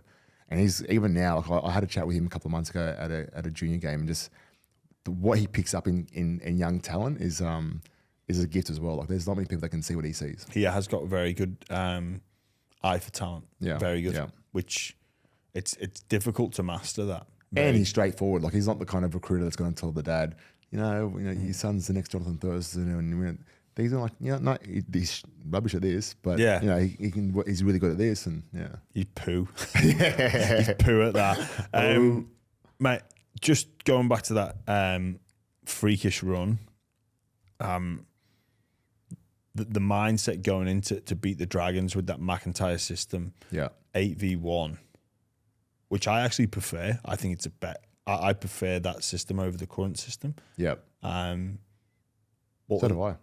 So do I. Yeah. I think if you finish 8th, it should be hard. To win. I think there's an easier pathway. Yeah. And it should be easier. If you finish first and your first week is against 4th, that's tough. Yeah. If you finish first, you should be rewarded by a game against 8th. Now, in this particular occasion, that 8th team was you guys that come up against the Dragons. What was obviously you spoke there about Daniel's talk, but what was the feeling like going into that game? We're just here to make up the numbers, we've gone on this run, or was there something different about it? So we had that belief after the first game that we lost, but also it almost we went back to what it was in the lead up, those 7 games you spoke about we won in a row, because all those games we're playing for our but if we don't win this, we're done. And it was the same feeling on. So we're so used to we're so used to that feeling of this could be our last game. And we thrived on that. It was that last round. It was the first time we were guaranteed a spot, and we choked because the first time we had that cushion of it doesn't matter whether we win or lose. So then we went back to we're playing for our supper again, and we went back out there. This could be our last game, and then music back on. Let's get excited. We know we're going to win this. And when we went out there, you could actually felt Dragons get rattled as the game went on. There's some games we can actually you pack a scrum and you can feel the opposition forwards this isn't how it's supposed to be, and then they looking at the clock, and the longer the game goes on, the more nervous they get, and you felt that in that game, and we had nothing to lose. You're expected to win, we're not, and that was fun. Yeah. You got through the Dragons, you get through the Titans, and then you're in a prelim against the Dogs. Now I've looked back at the footage before, and it is just insane. And I've spoke to people at the Bulldogs, and they say it was one of their favorite games of all time. The 2009 prelim semi. Obviously they lost, but the atmosphere was just insane. Yeah. Well, even that Titans game with 10 minutes to go, we won that comfortably. And with 10 minutes to go, the whole crowd was chanting, "Bring on the Bulldogs!" Really? I still remember that chant. It was because there's a big rivalry from the 80s. Yeah. So that was so excited about playing the Bulldogs, and the Bulldogs had a good year that year as well. And it was the first time I've ever been. Well, I don't know why I don't do this more. I know they do it in England a lot, but when they sold the tickets, they asked who you supported, and they split the crowd in half. Yeah. So we come out of a tunnel, and you got literally blue and white all this end, blue and gold that end, and it was a record crowd as well. So I think it was 78,000 people there. And the whole game, because it was a close game, it's like back and forth. The crowd just kept going back and forth. And my whole career, you know, I was lucky enough to play State of Origins, and that for me was my favorite game of my whole career. I've never experienced a more enjoyable game in my life. Yeah. Yeah. Well, yeah. It looks better for TV, I reckon, when you split the fans. Yeah, yeah. It's way better. Yeah. I know there's lots of families that probably would have a split, and some are Para and some are Dogs fans, but it just looks so much better. Yeah, they should do it more. Like the atmosphere was awesome too. Like not even the look, but the at the game, just that raw and the back and forth was awesome. And there's a lot of teams that have that kind of rivalry that you'd be able to do that easily in a big crowd. Well, there could be a couple happening this final series. Yeah. The pressure going into that game against the rivals, was that the grand final for Para? Like, even in the commentary, I listened to Rabs talk about it, and he's like, "This has been dubbed the Sydney Grand Final." Yeah, like, because obviously the Storm and Brisbane were on the other side. It was like the Sydney Grand Final, but was it too much emphasis on that game? Like, and we see it quite often in sports where teams play their final the week before the actual final. Yeah, I think we definitely put a lot of energy into that. And then we came out a bit busted. Like our captain, Nathan Kalas, tore his hammy in that game, but there was so much emotion and energy that went into that would have definitely affected us in the next game. And the next game, we were playing against a team that were just so good at big games. Like they were so used to it, and we weren't. But yeah, that game was an emotional high like I've never had in any sport. Like I've never experienced that high after a game. And then the following week when we played the final, you know, they taught us a real lesson. That first 20 minutes of the game was over. Like we came back, and I reckon if we had another 5 or 10 minutes, I reckon we'd get close to winning that game. Like we're just charging home. And I still remember there was one call where Billy Slater got up to play the ball about 15 metres from his line, and he drops the ball, and it could have been a knock on, but the ref blew a penalty against Fui for like holding the tackle too long. And that was their sliding door moment, because if we had that ball there, I reckon we score, we go into extra time, and who knows. But then they get the penalty, they go down and they kick a field goal, and that's it. It's game over. So yeah. But that first 20 minutes was, they just knew how to handle that a lot better than us. They came out of the gates 100 miles an hour, and we're just like shell shocked. Yeah, and you were the first team to make the GF from 8th, weren't you? I think so. Yeah, yeah, I think you were. Just on that game, you said it was a stacked team, which it was. Yeah. But it was unfairly stacked. Yeah. And obviously April the following year, it comes out that the Storm are going to be stripped of their titles for salary cap breaches. I often say this, that sometimes we think about the past and we think that the past is fixed, but sometimes it's not. When new evidence comes to light, it can change how you feel about the past. Yeah. What did that do to you and the group? I remember when the news broke, we were all in Townsville at a hotel getting ready to play Cowboys the following day, or even that day. And we were watching the news, and we were just confused. Like, what does that mean? Like, does that mean do we win it? But then at the same time, it was also we didn't win it, and if we won it, you wanted to enjoy that moment rather than like even though you got presented the trophy, like it wasn't the same. But I never had hard feelings against the Storm at all. Like, because the reality is, it's one thing to have a stacked team. They still got to, like, it doesn't matter who you have in your team. You still got to be able to perform it and get the job done. Yeah, but there's boundaries that are put on sporting teams. Yeah, and the argument of, well, we worked so hard. We did the preseason camps. We did all this. Yeah. So did everybody else. Yeah. Well, I get asked that a bit lately, and I'm just saying this a bit tongue in cheek, but we got done personally. Like our team got done in the salary cap 2016 for cheating the salary cap. And I say, listen, at least they did it well. They won the comp. We got wooden spoon when we cheated the salary cap. So if you're going to do it, might as well win the comp. Do it well. Yeah. But yeah, there's also that. There's still that. And any player. I remember I did a talk at a function a couple of weeks ago with Benny Elias. It was on stage with me, and they were asking him about the '89 grand final. And there's definitely that. That you still feel that. What if, or that. Yeah. So, and personally, there's definitely that what if. Like, it would have been so nice I've done it, because I went the rest of my career without getting that premiership. So if we had that, it would have kind of got rid of that hole that you have at the end of your career. So there's definitely that, but there's no bitterness or anger towards the Storm from my mind. What about when they celebrate their premierships, or they have the, they have it on the badge, or they have the reunion? Does that irk you a bit? Yeah, part of me respects their arrogance, but I also think like the guys that did it, think about it, like it wasn't all of them that were in on it. So a lot of these average punters were like, had no idea. They worked hard. They sacrificed, and so I look at them like, well, yeah, they deserve it. I think it's more that administrators and the people that orchestrated it for me that I feel that they're the ones that probably should have received the most kind of punishment. But as a result, the whole club kind of got pulled into it. I don't give it much headspace, man. I look at it, whether they celebrate it or not, it doesn't really bother me. Yeah, I would there are times where I'm like, well, if it's not them as a premiership winner, well, why isn't it us? Like that, and not because I don't want a ring, I don't want a trophy, I don't want that. I would be nice to say, well, in 2009, these guys cheated, therefore they're not the premiers. These guys are the next best. They're the winners. Like that would have been nice to say, well, we should have had it. Because in the Olympics, if you test positive, and your gold goes to the silver medalist. Yeah, well, I think we deserve it. Like I think, like I said, the fact that they cheated and in a big way got caught, we're the next best. Like I don't understand why they just left it empty. Like why is it no one? So that was a bit weird in my mind. I don't understand the reasoning behind it. That said, it wouldn't have felt the feeling felt great. There's no so I'm not saying it for moment. I'm not saying it for the joy of it. It was just more like, well, wouldn't it make sense? The acknowledgement of the achievement that you were the best legal team in the competition. Yeah, correct. So that would have been nice, but and I don't think has anyone really explained why they didn't do it. Who were the other ones that got stripped? Like was it Dogs?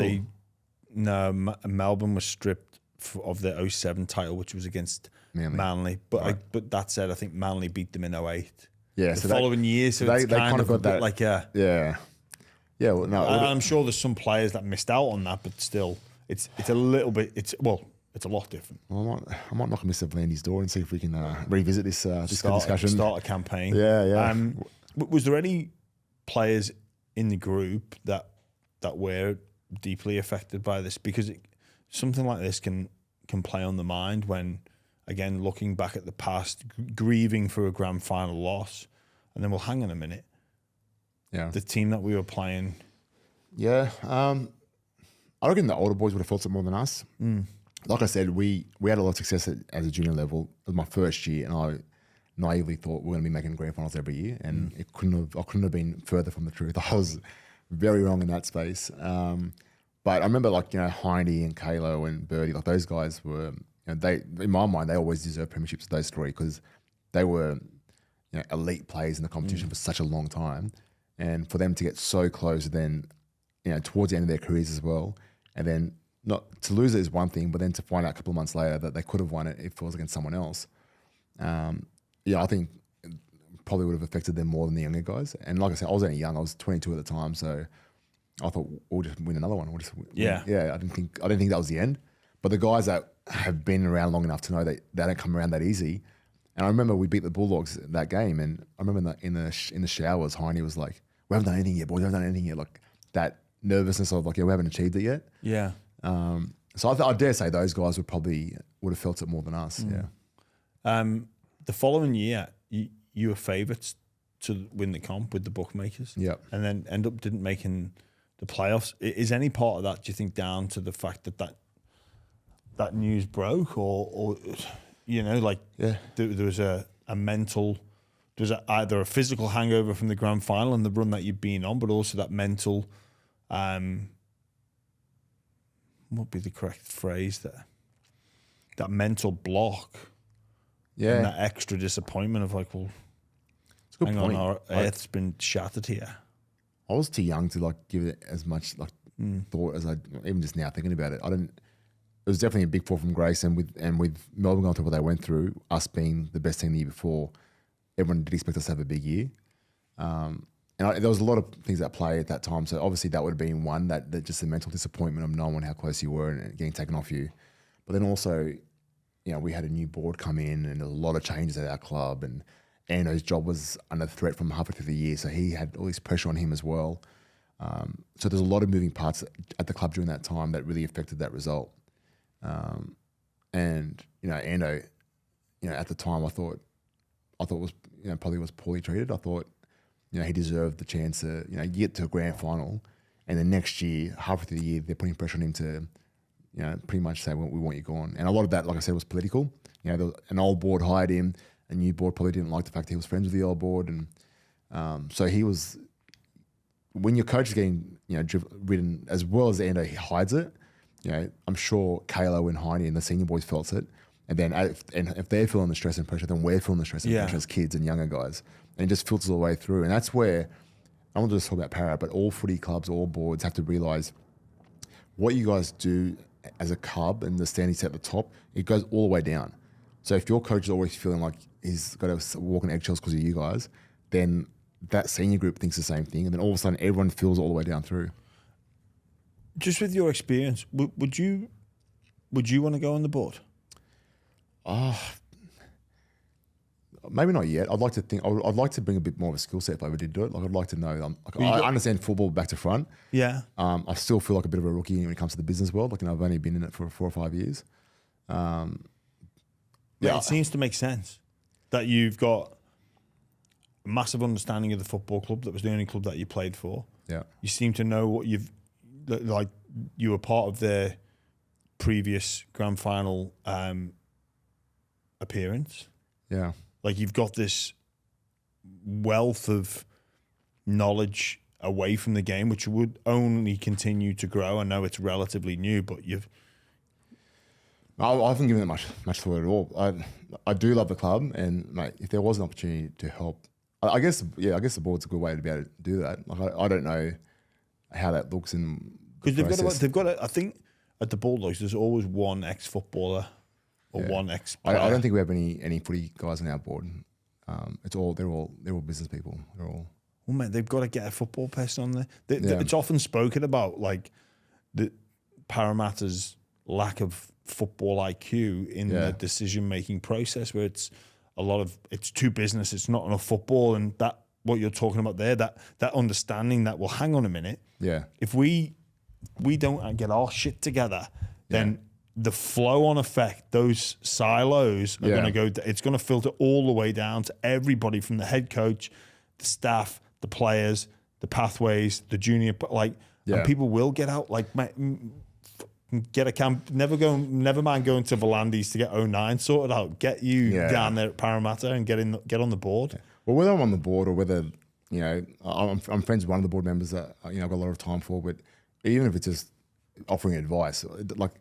I think there's so much the club can do. I just think that everyone at the club needs to and it's like every club, but if you just put your ego aside and not take anything personally or get defensive about any advice or any positive criticism or positive feedback, and just look at it from a point of view like how can we make this club better?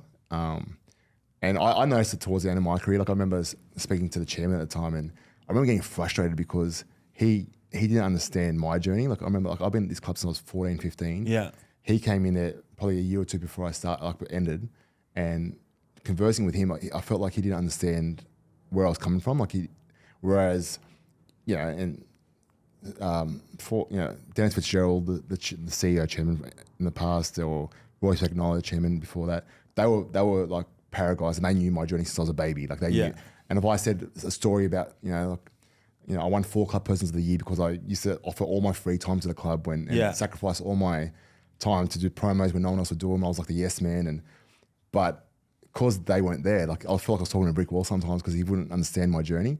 So it would be nice to have, I guess, people involved, whether on the board or involved in the club, that understand that the club is more than just what it is since the new structure or the new board. There's a big history there, and it's not just about the 80s, but the 90s and the 2000s. There's a lot of people that love the club, have put a lot of blood, sweat, and tears in the club. There's a guy I'm still best friends with, Jason Stewart, who he lives and breathes the club, like loves it, and he's heartbroken. He walked away from the club at one stage because he was just so frustrated with how it was going, and it still breaks his heart to see the club in the position that it is. So Yeah, there's so many people that you can kind of lean on and say, and I'm happy for them to lean on me if they wanted to and say, hey, what are some ideas you have? Because it can be fixed, and like any club can be fixed. Look what the Dogs did in such a short time. Like it can happen. Well, mate, at board level, and when you're in those high level positions, if you come from it from a purely business point of view, Yeah, like as people in business understand that their decisions and their actions they do have consequences. yeah, But you know, if you move someone on from a managerial role in a business, like quickly addressed and everyone sort of moves on. Yeah. You know, there's not much outside noise around that decision. But from a football perspective, the decisions that you make, the consequences are huge. Yeah. And affect and can and often do affect not just everybody in the building, but everybody outside that is paying their hard-earned dollar to come and watch and cheer and support and buy memberships for. Like it's when you're too business structured and orientated, I think you lose fact of the fact, well, sport is a business now, but it's driven on emotion. Yeah. Well, we had an example, and the first one that comes to my head was a player when I was playing. He was a really, I won't say his name, very respected player, very good player, ripped in, great teammate, the guy you want on your side. And he was off contract, and he was 30 years old, to that age where you're getting towards the end, and they lowballed him an offer that you wouldn't offer a 17-year-old, like almost minimum wage. And he was worth a lot more than that, but the process of the club was like, let's just see how cheap we can get him. Anyway, he said, no, I want to go to England. And then they kind of like, oh no, we'll give you more. But it's like, they don't realize that it's a respect thing. Like this guy is a very principled man. Like, so then eventually he probably would have they probably offered him the money he wanted, but then it was like, no, well, why'd you do that to me in the first place? Why like, it wasn't even close to what I was worth. Like, why would you disrespect me like that? I've sweat and done everything for you guys, bled for you guys. And now you're saying I'm worth, minimum wage. Whereas I know I'm worth 2-3 times that. Yeah. Mate, that's so true. Like, why lowball? Yeah, yeah, and it's like, and it's I get it. Like heads of football or whoever recruitment, whoever does it wants to go back to the board or go back to their bosses and say, "Look what I did. I got a this great guy's deal. worth 400. I got him for 200. Yeah, I got us a great deal. Yeah, but you treat people like mugs, and then you don't have to overpay. You don't have to overpay because we've done like our club's done some really silly deals. And like you look at some of our deals, and I love Dylan Brown to death, but his deal is one of the sweetest deals you'll ever get in your life. He's got a 9-year deal, 3 + 3 + 3, all in his favour. Yeah. And the club doesn't win in that. So you either got a kid that kills it, which is great because he's a superstar, and then after 3 years he can say, well, I'm worth more than this or I'm going to go. So either you pay me more or I'm leaving, or you sign a lemon that you've got for 9 years. And he's on a lemon. He's a good player. Yeah, but the reality is now... If he tanks... Yeah. So where's the upside for the club? You've either signed someone that is going to be a lemon and you're stuck with him on high money for 9 years, or you signed a superstar who after 3 he's off contract anyway. He's not locked in anyway. So you lose either way. I like that phrase, a lemon. No, but mate, it's true. That's a dumb deal from a... Yes, and we've got even maybe that is the lack of football understanding in there, that having someone like yourself in there that goes, hang on a minute, look, here's option A. Yeah. He's a gun and you just go, or option B is... and you're almost... I'm not going to say you don't want the middle ground. You probably, obviously, you're striving for the really good. You don't want the lemon, and almost an average player doesn't really benefit you either way. No, but you want the right guys. You want character as well. You want the and you're not always going to get you don't want the perfect kid. You want a bit of mongrel sometimes. You want a bit of cheek in the halfback. But you don't just basically that deal is just wrong. Well, you need someone with football IQ to go. No. But we've had so many like play agents, and I'm not trying to upset anyone at the club when I say this, but we had play agents that they bullied the club. Like our club gets coached by play agents on what to do, and when you're doing that, it's a very dangerous game.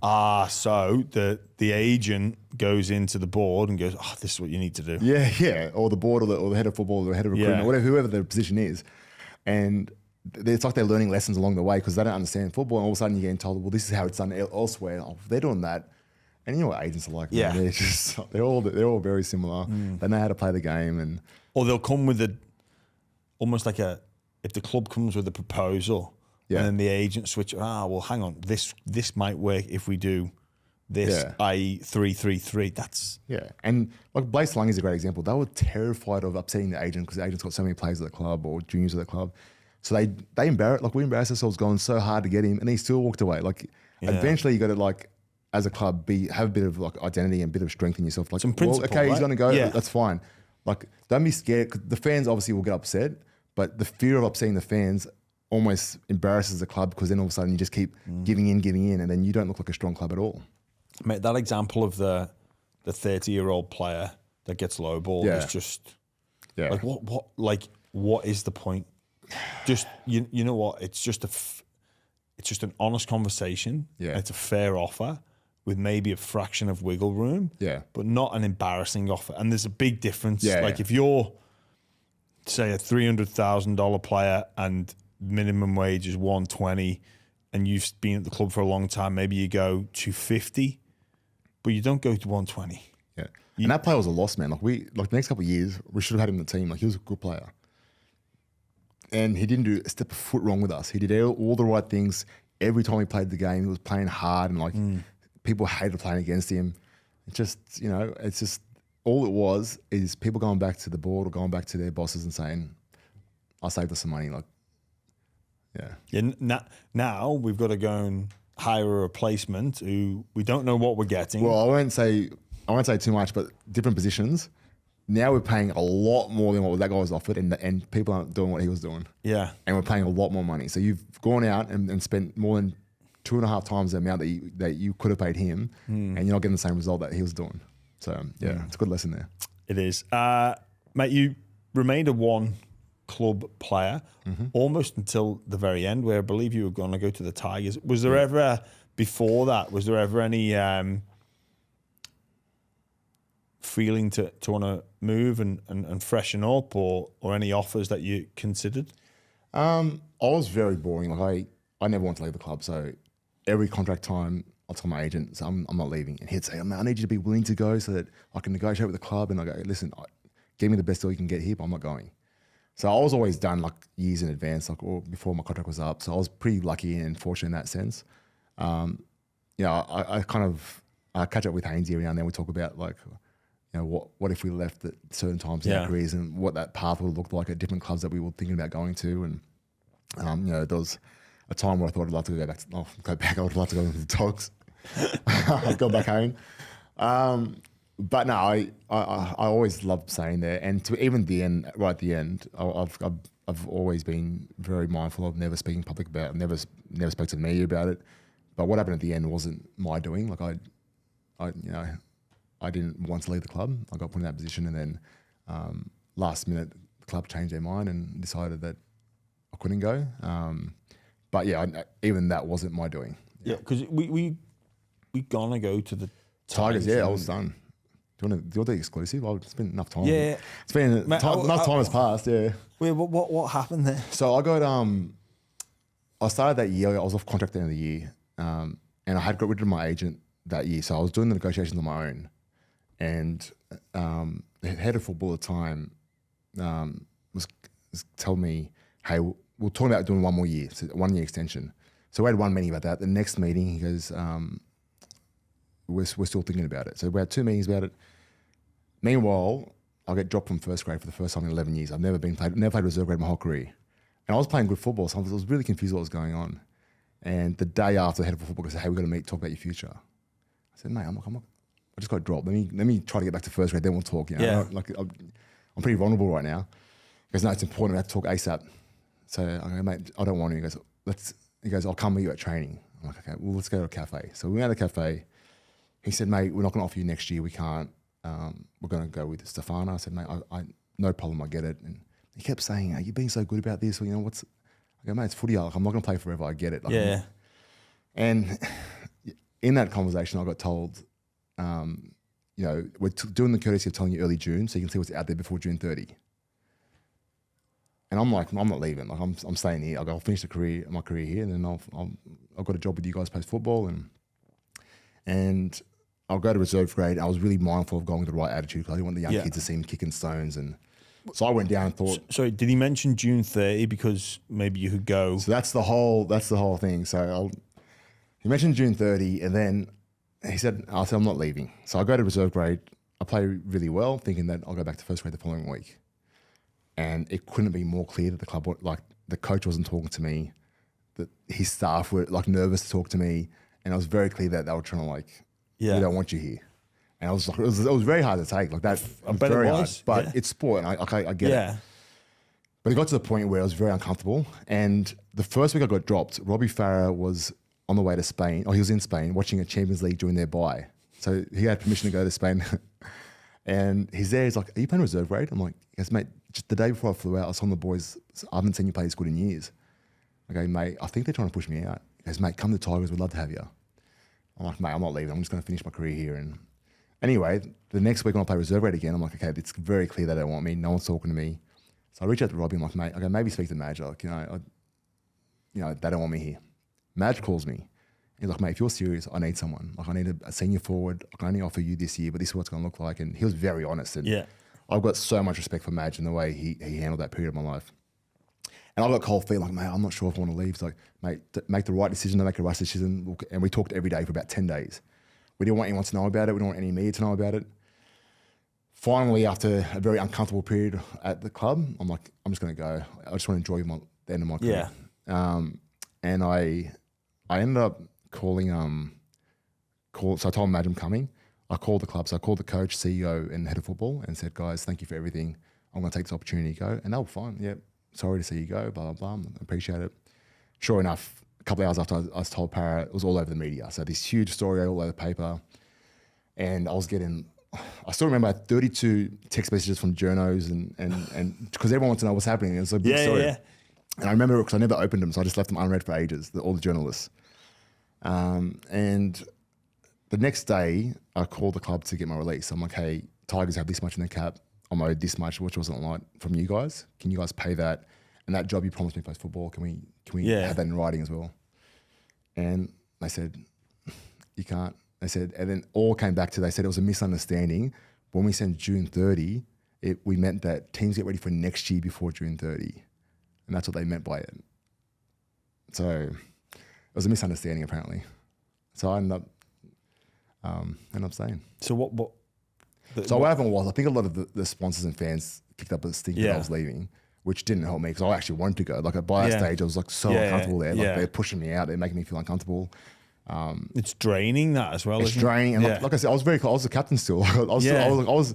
Yeah, me and the coach were like that for years. And when you go from that relationship to no contact at all, it was a hard period. So I'm like, you know what, maybe it's better for me and my family just to get out of this environment. And it changed. But you know what? As ugly as that was, I'm glad I stayed. Like I love that we can talk about me being a one-person club man. Like that feels nice. Also, like I talked about my career at the start of this show, but if I didn't retire the year I did, I never would have met Bill from the finance company the year. So everything happened for a reason. It was perfect. Like I look at it now, I'm so grateful for that time. But when you're going through it, it doesn't feel nice at all. Well, mate, you spoke at the start and said about how players exit. Yeah. So like you there as the captain of the club being treated the way you did, then if you'd have left to the Tigers, like you'd have just been like, don't go there. Yeah. I don't know. I was very I tried really hard to make sure and we ended up making the grand final in that reserve grade team. And I tried very hard to, and we came from 8th that year as well, like the 09. But I tried to go in with a positive attitude, and I made some really good relationships, like Stefano, Oregon Kathusi, Hazelun, so all these young kids I got to play with, and really like Bevan French. And I loved that time with them. But there was also very challenging, like that your ego cops a hit. Like when you get I wasn't used to playing reserve grade, and you're so used to. And I was still captain at the time, so I'm captain and I'm playing reserve grade, and you have that sense of embarrassment and shame because you're like.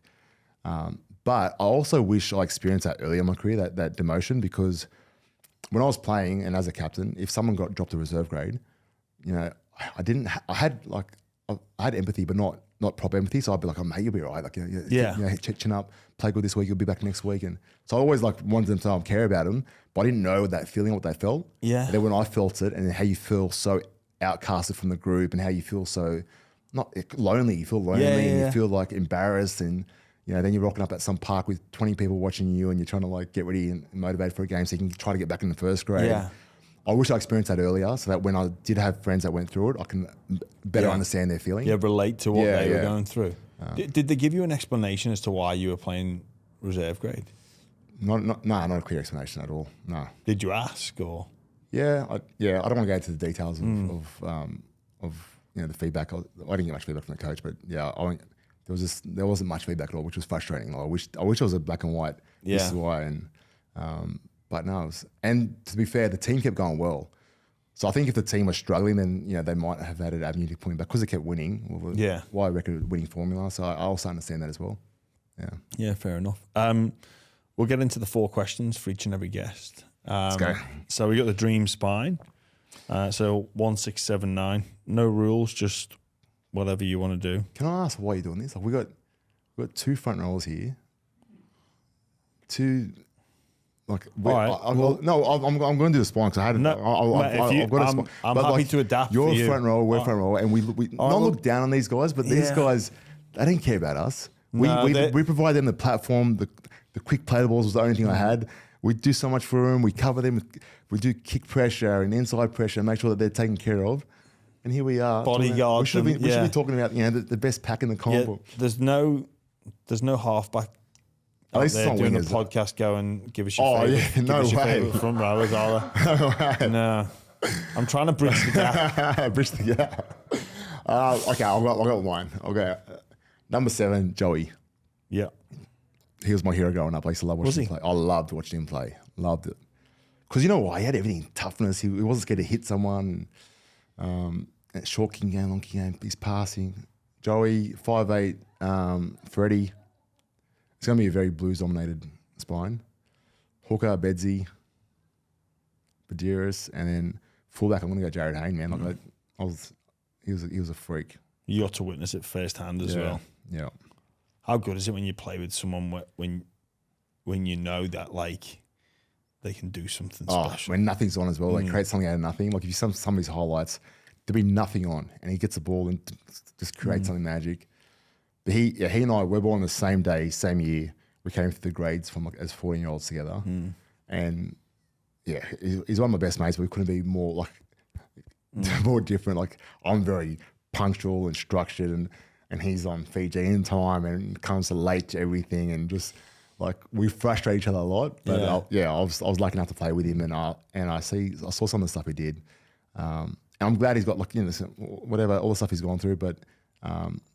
He's another person I'd love to see the club embrace again. I think there's a PR fear about getting involved with something like that, but he's someone that can offer as a coach, like as a footy brain.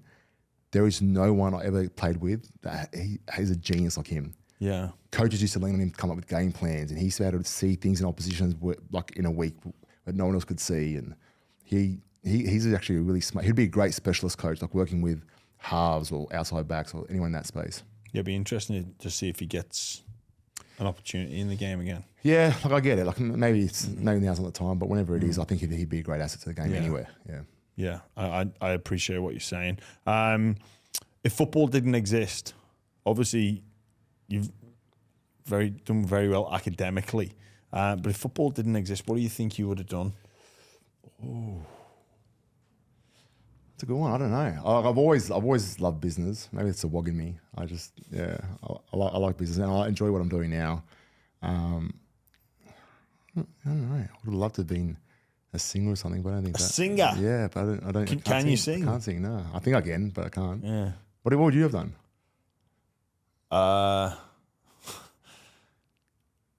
Maybe military. Really? Yeah.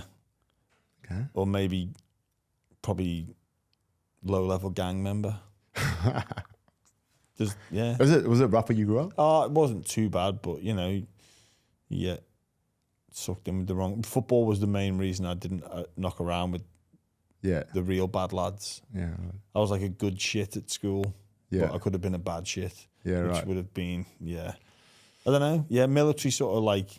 I love the way you play, by the way. I loved it. Well, thanks, man. I appreciate it. No feelings mutual. I remember we spoke about this before, but the Vaseline on your thighs. So you go in for a tackle on your legs, and what's that? It was within the rules. It's not within. It is within the rules, but it's a loophole. It's against the spirit of the game. Do you reckon? Well, loads of players leave their massage oil on. Yeah, not on purpose. Like, you're going there with intent. You're like, I want to lather myself up. I didn't lather. You lathered yourself up. There was like chunks of Vaseline on you. You know, when I was a kid, there was where I got that from. Where? There was a coach that would put cooking oil on our legs before we played.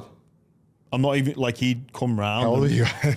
Well, like about 13. Yeah. He's in jail now. No, I'm only joking. But yeah, that's where we got it from. I'm like, what are we doing this for? And he's like, when they tackle your legs, they'll try and lift because there was a lot of the old 2 men in. They'd like lift a leg, they'd slip off. Yeah. So it just always stayed with me. Yeah. Well, I'd be too worried about getting it on my hands and then like getting like slippery hands. Yeah, never. Did you ever think about that or not? No. Did you use like spray for your hands? Oh, mate, did I? Yeah. Jesus Christ. Yeah. I was paranoid. Were you? Mate, did you? But it wouldn't last long.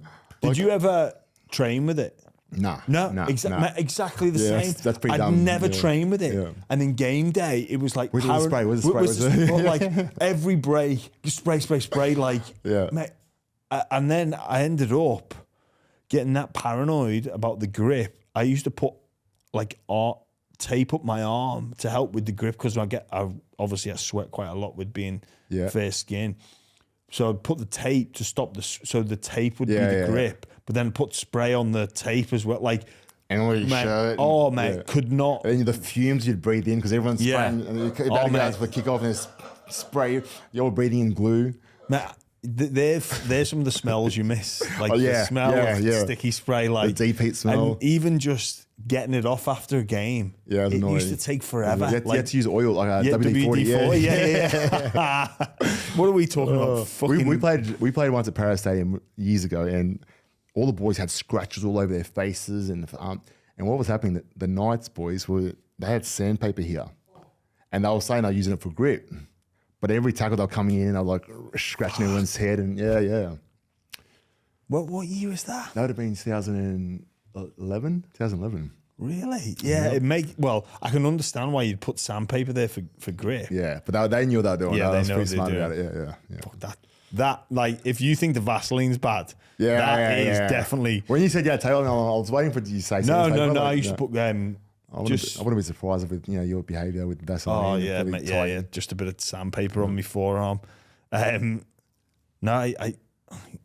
was so paranoid, but never trained with it ever. Yeah, you'd think though, like if you're going to do it in the game, you should get used to that training.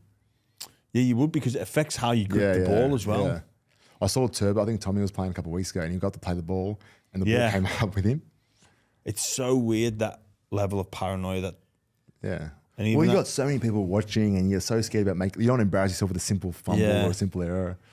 And even did you ever get it? You used to pass a lot more than me. How did you go passing with it? Yeah, well, all right, I guess. Yeah, okay. Mate, did you ever get the grass stuck like the back of your hand that you couldn't get off? Yeah, and you get home and you still got like picking pieces of grass off your hand, and that's a challenge you never have when you finish playing. Getting sticky spray off your hand on. Like, you play on a Friday and it's still there on a Sunday, and you're like, oh shit. We should just do it. We should go for a beer and just do it for the schooner and just smelling it. Be looking at go back to the bar. Can you fill this up again, please? Oh, that'd be a great sticky spray on the pitch with sticky spray. Like feeling old school. I'll get the Vaseline out. Sounds great. The most interesting person you've met on your journey? I've met so many interesting people. We've been pretty lucky. I think in our field we get to meet so many different people, and I've been able to travel a lot as well. So I've met people all over the world that are fascinating. But I've met someone just recently, a couple of weeks ago, a guy called Mark Visser. Have you heard of Mark Visser? No. He's a big wave surfer, an Australian guy. He's got this documentary called Night Rider, and I was emceeing an event that he was speaking at, and I got to meet him afterwards. But he went. It's called Jaws in Maui. It's like the monster wave. Like, it's terrifying. You see this thing crunching, and you're like, why would anyone go anywhere near it? It's like a horror story. Yeah. But not only did he do it, he did it in the pitch dark at night. He rode that wave in the middle of Is it a documentary that's out now? Yeah, it's already out, and it was like, so he spent 3 years in preparation for it. And he talked about he used to do like underwater breathing. He got to the stage where he was breathing underwater for over 6 minutes. And in case he got barreled, and And then also, you know, he talked about sharks. You know, there's the real fear of sharks out there at night. So they ended up finding this shark-infested area in the middle of the ocean where they put him under. He had to go all the way to the bottom of this shark-infested place where this shipwrecked boat was, grab a piece of sand from the bottom of the ocean and come back up. So like all the practice, this was all. Did he have any? That was to get rid of his fear, so that he doesn't like. Well, if he swam through that, then you got. No, but I'm like, there's no guarantee you're coming back out of there alive. But yeah, Fuck would you do that for? Why? Why would you do it? Why would you do it? And now he's looking at doing something else in the middle of the ocean because apparently they found these monster waves, not in the middle of the ocean, in the middle of nowhere. They're going to like drop him from a helicopter and he's going to do the same thing. I'm like, you're sick.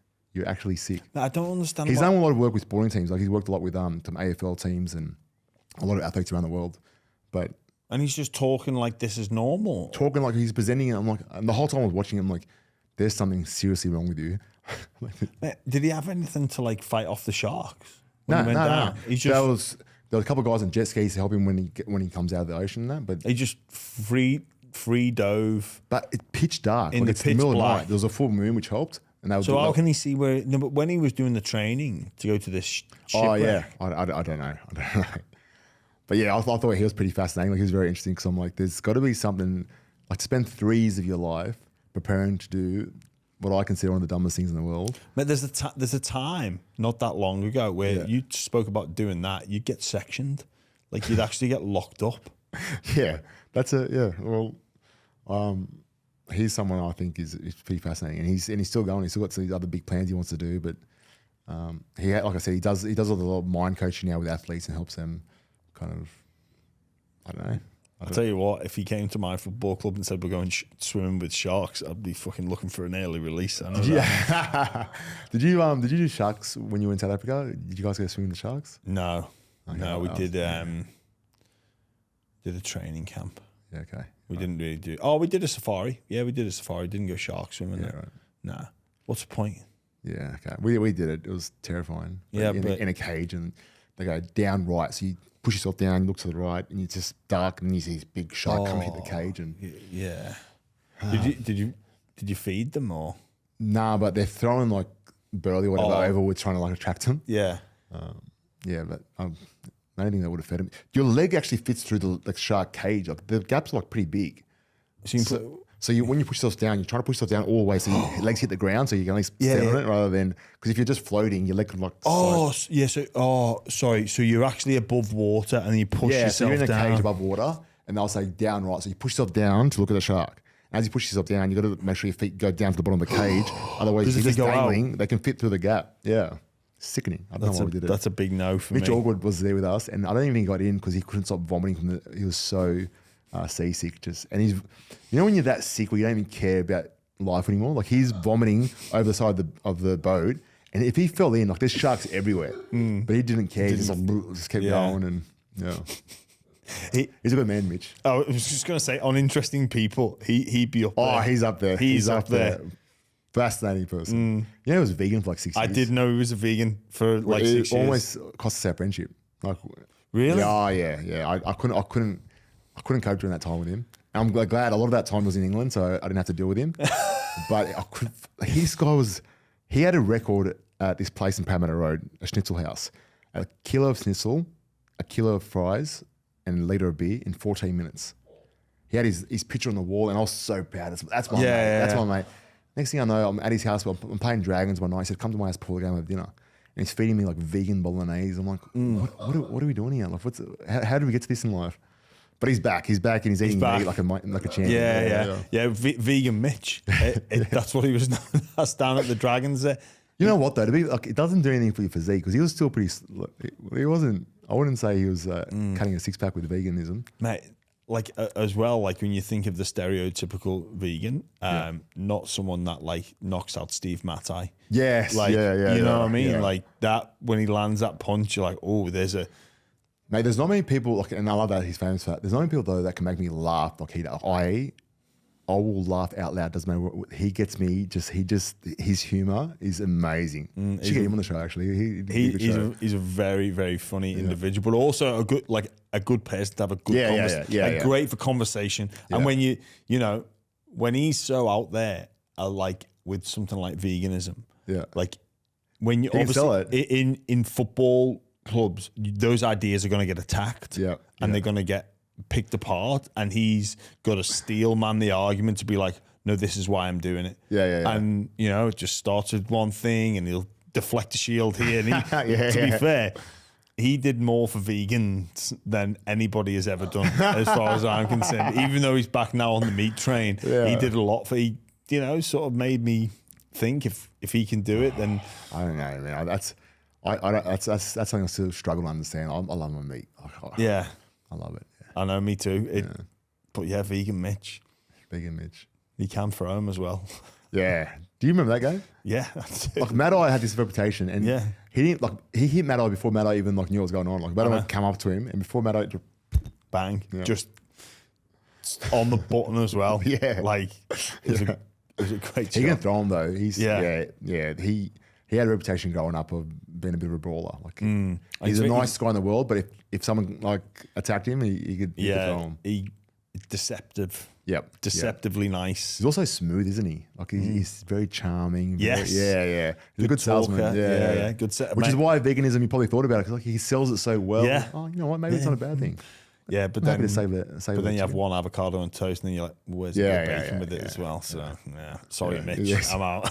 Correct.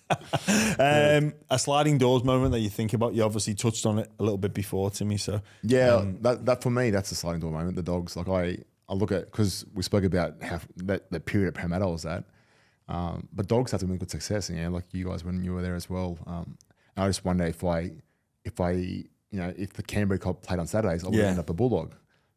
So for me, I always think of what it would look like if I end up there. That said, though, I don't take anything back. I've got one eye blue, one eye gold. I love Parramatta, but there's always that element of what if. And that's it. It's not like saying you wish you were doing that. It is that like that small thing at the time just makes a huge difference. What's yours? What's your sliding door moment? I've got a few actually. Yeah. I've got a few. Could have been a gang member. Coming to Australia is a big one. Yeah. Like whether or not I come here. What about coming back? What was that like? Coming back to England? No, like you went to England and you came back to Australia. Oh man, I was always coming back. Okay, right. Yeah. I already had a few jobs lined up here, and as much as I love England, You mean like the beaches there aren't as good as these ones? Mate, do you know what? I'll tell you this. This is no joke. So when we got back, took one of my daughters to Formby Beach, which is like a really nice beach, like for where I'm from. Yeah. I said, we're going to the beach. She would have only been 4 at the time. And she's like, we get there. She's like, Dad, this isn't a beach. I was like, it is over here. Like respectfully, like speaking to a 4-year-old, you're like, please don't say that to anyone, okay? Yeah. But this is a beach over here, because it's one of those beaches that like the tide goes out for ages, so there's like heaps of sand, but it's not like beaches. It's a bit weird. It's a bit sloppy, and then you finally get there, a bit puddly. Yeah, and I was like, oh god. We played I don't know if it was against you guys, but we played against England Academy once, the Aussie Schoolboys. This was 2004. It probably wouldn't have been you. Where at? We played 2 test matches against them. So I would have had our team. We had like Israel Folau and Chris Sandow, Chris Lawrence. Aidan Tolman. In 04. Yeah. Sorry, no, 06. Yeah. I was going to say, yeah. But we did a recovery session. We were staying at this town. Was it Hayward? It was a coastal town in England. And for a recovery session, they took us to the Irish Sea to walk into the ocean. And it was the same thing. The beach was far from the sand. You had to walk to it. And by the time our feet got to the water, they were numb before they got to the water because the sand was so cold. Yeah. And we're standing there with our jackets and everything. And we were there thinking, what are we doing? And we went back in. Anyway, that trainer, Craig Brennan, he was a Parramatta trainer. And he told me years later, he's like, I genuinely thought you guys wouldn't do it. I'm like, you were the trainer, you made us do it. Because I found it, because I was finding it hilarious you guys did it. I'm like, what? Was that in Cumbria? Somewhere in Cumbria? I can't remember. It was Sea something. Sea Haven? Whitehaven. Whitehaven. Yeah, that's right. Yeah, that's where we were. Yeah. That was a great trip. That is, that's where not far from where my old man's from. Oh, really? So I spent quite a bit of time, Yeah, like talking about being beautiful home. Oh yeah, yeah, beautiful beaches. Yeah. But just, I guess if you grow up here and this is all you know, Yeah. like, Yeah. you go there and you're like, oh, and it was a really difficult conversation to have with my daughter at 4, being like, don't say that to anyone, please, for the love of God, please don't. Fully more is went the other way. He's settled there. He's left Tonga in Australia. Now he's in England. Is he still knocking around? Still playing, I think. Like I think 42, 43? 73. He's an old, like he would have got his passport when he was like, the birth certificate they get when they turn about 9 down there. Actually, we're playing against you guys. We're playing the Bulldogs once at ANZ Stadium. And we put a kick pressure in. Sorry, let's start from the start. I'm in the shower. He takes his undies off in the shower. A $5 note drops on the ground. What? Exactly. I was like, and he just starts like, he starts giggling to himself and he picks it up. Where did that come from? He goes, don't worry, Tox, don't worry. Anyway, we're watching a video. So we put a kick in, and as everyone knows, when there's a kick in, everyone's going to chase, and you don't want to let the team down because you want that 1%, that one line. So Fui in the video stops to do his shoelaces up during the kick chase because he's seen a $5 note come on the grass. He's picked up the $5 note, put it in his undies, and started chugging. You are joking. True story. Yeah, so Fui, that's how the $5 note got there. That's fucking brilliant. Yeah. Well done, Fui Moi Moi. Yeah. That is a great way to pick up $5. Well, that's a great place to end it. That was absolutely brilliant. Timmy, I really admired you, mate, as a player, and really appreciate you coming on. And mate, I've learned a hell of a lot about your background, but also probably didn't know that you were so well educated. It's a big lesson to any young aspiring footballer out there that you can do the professional athlete route, but you can also get educated. And just speaking about your dad and the work ethic, that's huge. That gets you places, mate. So thank you for joining us on the bar round. It was great. Thanks, Jimmy. Cheers, mate.